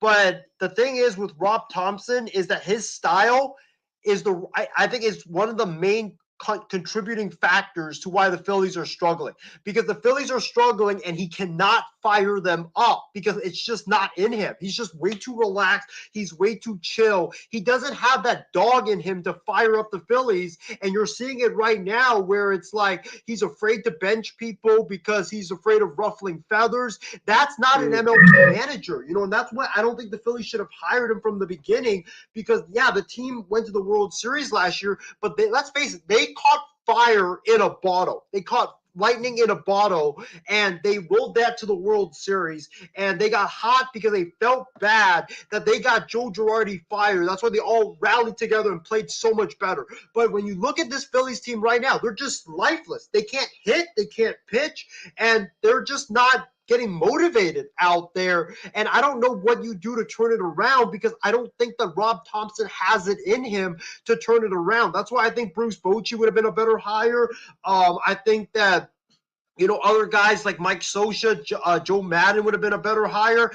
This team is a team that has World Series aspirations, and you're going to trust a guy in Rob Thompson who's never been a manager before to be the manager. And right now you're seeing what's happening. It's not looking too good right now. And I think that if this continues the way it's continuing, and let's say the Phillies, end of June, they are under 500 by 10 or 11 games, I think you have to rip the Band-Aid off and fire Rob Thompson at this point, because you can't fire the players. You're not going to cut Trey Turner. You're not going to cut, JT Realmuto or Schwarber.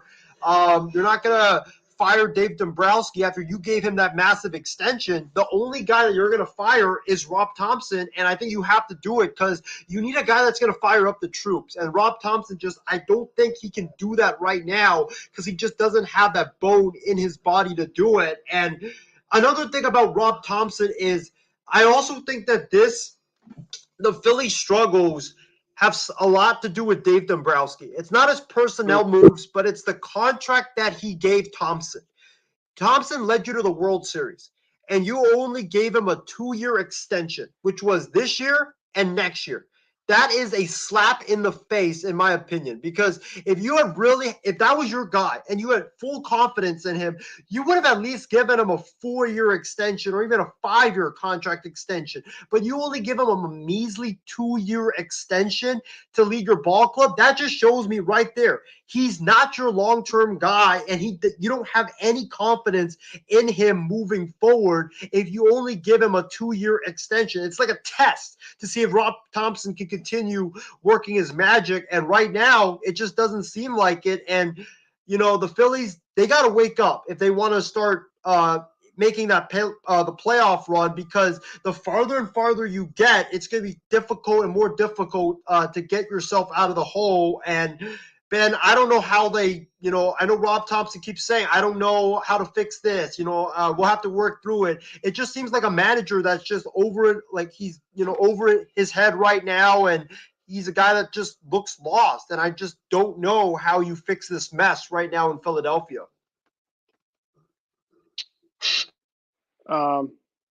Yeah, I mean, I'm just looking at this overall month right here for you guys, Isaiah. It just seems like brutal. The Braves, you got the Dodgers, you had the Cubs. So you obviously that'll be very interesting to kind of see where you kind of go from here. Obviously, in terms of the Red Sox right now are, they had a really bad series loss to the Cincinnati Reds, but they did win today, which was absolutely massive. They needed to kind of get back on track. They won they won last series against the Diamondbacks. So that was a really good series. But they've been kind of playing up and down as of late. They haven't been as sharp. But they obviously have a little bit of worrisome news as Chris Sale left today's game against the Reds, where he looked really good in the first couple innings. But last outing that he only threw 5 innings because he had a sickness going on. Today specifically, he left the game early, and I thought could have been dehydration or something like that. But it was something with potentially his so that's massive because Chris Sale has been really good as of late with us. So it'll be a really tough pill to swallow if that was the case. But with that being said, though, the Red Sox have a very tall task ahead of them coming up. They have, in terms of the next couple of games, they have a massive series this weekend, a 4-game series actually, at home against Tampa. They have a doubleheader on Saturday. They play tomorrow with Garrett Whitlock going against Tyler Glasnow. Very good matchup. Really good pitcher over there in Glasnow. I would hope at least they can split, 4-game series on a weekend. I would take that any day of the week, especially against a team like that. A split would be great too. Sorry about that. A split would be, a series win would be awesome too. Anything less than I would say is a failure. Then they go to Cleveland. I know Cleveland's been really struggling as of late, but that's obviously a tough place to play. And then they go to New York. They play. Think about this, Isaiah. This is the first time the Red Sox and Yankees play each other. It's coming up next weekend. Crazy. They have not played each other until now, and they get to play each other June 9th through 11th and June 16th to the 18th. So you look at the Red Sox right now, the AL East is going to start to pick up in terms of teams. And this is where I 100% agree with you in terms of the Phillies slow start, because Now, not only you get the tougher parts of the season coming, but you have the division coming. The games specifically get a lot tighter, and the stakes are a lot higher. And the Memorial Day, I kind of look at the first checkpoint of the season, specifically in terms of where you kind of stand. Now you're kind of really at that checkpoint, and the Red Sox specifically, they had a very pretty good April, I'd say. Their May was kind of inconsistent, so it's kind of up and down, kind of a similar terms of the way that the Red Sox season is right now, a 500 type ball club. But they can make a lot of ground if they do really well in this series against Tampa. And then they have Cleveland before the New York series. In between that, they actually have the Rockies, which fortunate enough actually will be at one of those games against the Rockies. So that'll be a lot of fun. Kind of a last second type of a thing. A person of mine that I knew from my college won a Red Sox raffle where he can't go to all the games, so he invited me to go to one of them. So that's a game against Colorado that I'll be attending. I'm trying to go to one of the games at the Yankees. I'm not sure specifically about that because I usually do a lot of that when the Red Sox are in town, but I'll stay tuned essentially for that. Then they have Minnesota, they have the White Sox, they have the Marlins who've been playing all right. The Blue Jays, of course, been lacking. They have Texas, and then they have your A's. So the A's will be next month. That'll be great. We'll see about that. But in terms of the Red Sox, they're in last place right now, but they're kind of, the AL East is still so tough, and it's going to be like that through the whole entire season. So it's just going to be literally a harm's race from here on out, for sure. Now, before we get going, I did have one report specifically that I read today as well for baseball. Shane Bieber could be out on the market at the trade deadline specifically. And I know for any team that might not be out there for pitching, the Phillies, you think could be a decent overall team for a guy like Shane Bieber if he was out there? I do, but here's the thing. It depends how far. It depends how the Phillies do in June, right? If they go on a run like they did last June and turn it around, then I think the Phillies are definitely a team that should definitely be in on Shane Bieber. But if, let's say, the Phillies have another terrible month like they did in May, especially given that the part of their June schedule was tough with the Braves, the Mets. I think they have the Rays in there as well as you have other teams that are going to be really good, Dodgers too, in that mix. Then we could potentially be talking about the Phillies being sellers starting in July, especially if they keep dropping and dropping and dropping. So definitely, I think the Phillies should definitely be in on Shane Bieber, but it depends how they play. If they can play and get better and better in June and just look and just stay in that wild card race, then yes. If they get Bieber, it'll be a huge addition because right now the first three spots of your rotation is set with Suarez, with Wheeler, and Nola. But you look at the other guys on your rotation. You look at Taijuan Walker. He's been bad this entire year.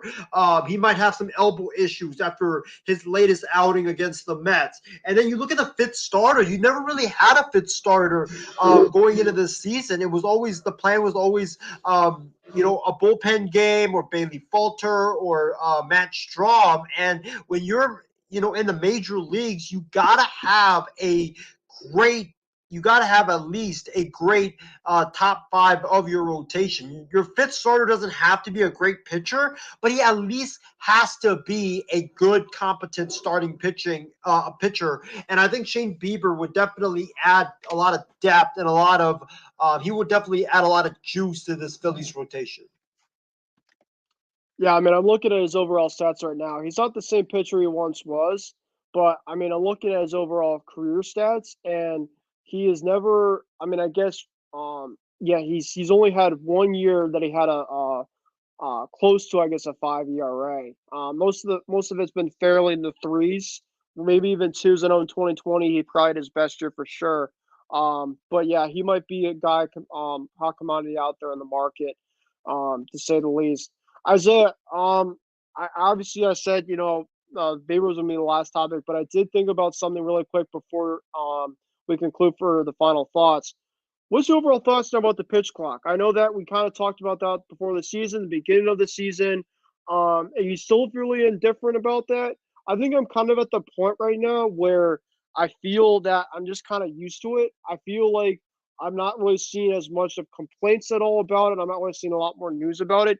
Do you kind of feel like it's just kind of, right kind of now kind of filled in now there? And, do you feel like the games are really picking up a lot better than maybe in the past? Or do you still think that there should be some more consideration come the playoffs? I feel like I'm like you. I feel like that I'm at a point where I'm kind of getting used to it now. It took a few months for me to get used to it, especially the speed of the game. I wasn't used to going to, like, let's say I go to a game an hour after it starts and the game could be over at that point. I mean, that's how quick, or it could be in the eighth inning. That's how quick it goes sometimes, a lot of these games. But I'm definitely getting used to it a lot more.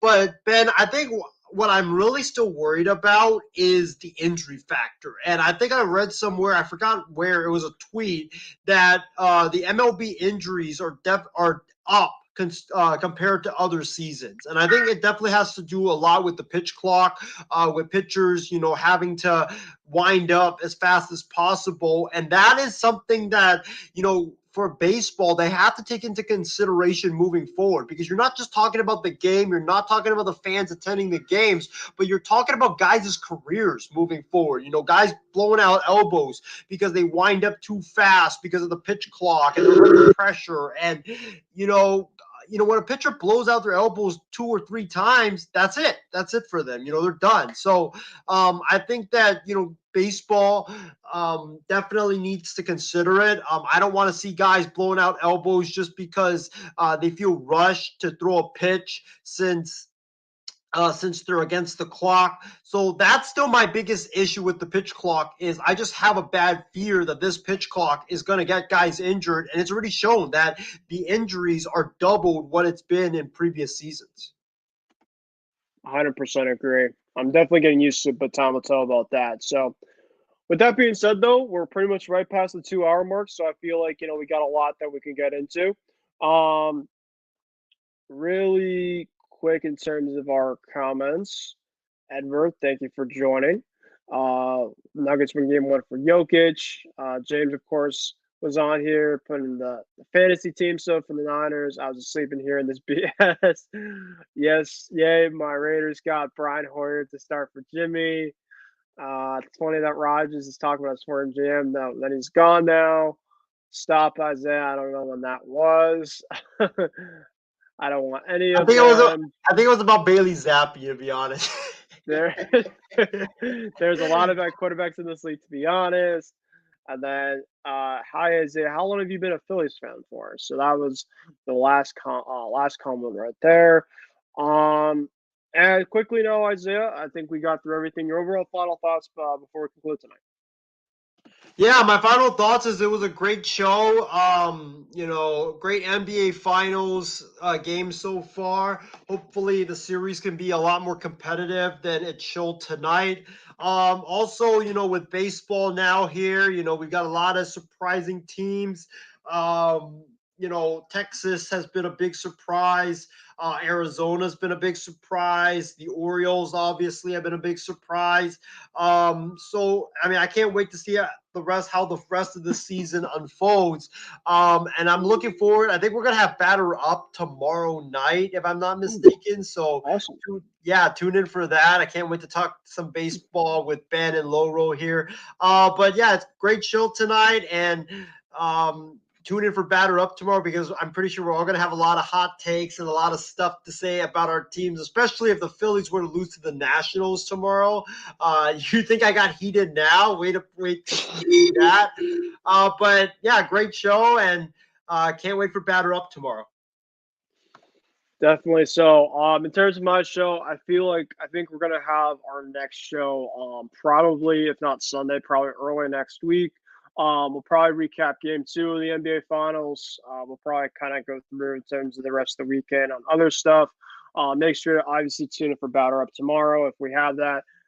Do you feel like Aloro's going to be back on there too? Because obviously we haven't gotten the chance to talk with Laura in a while, so I know he's probably been busy, but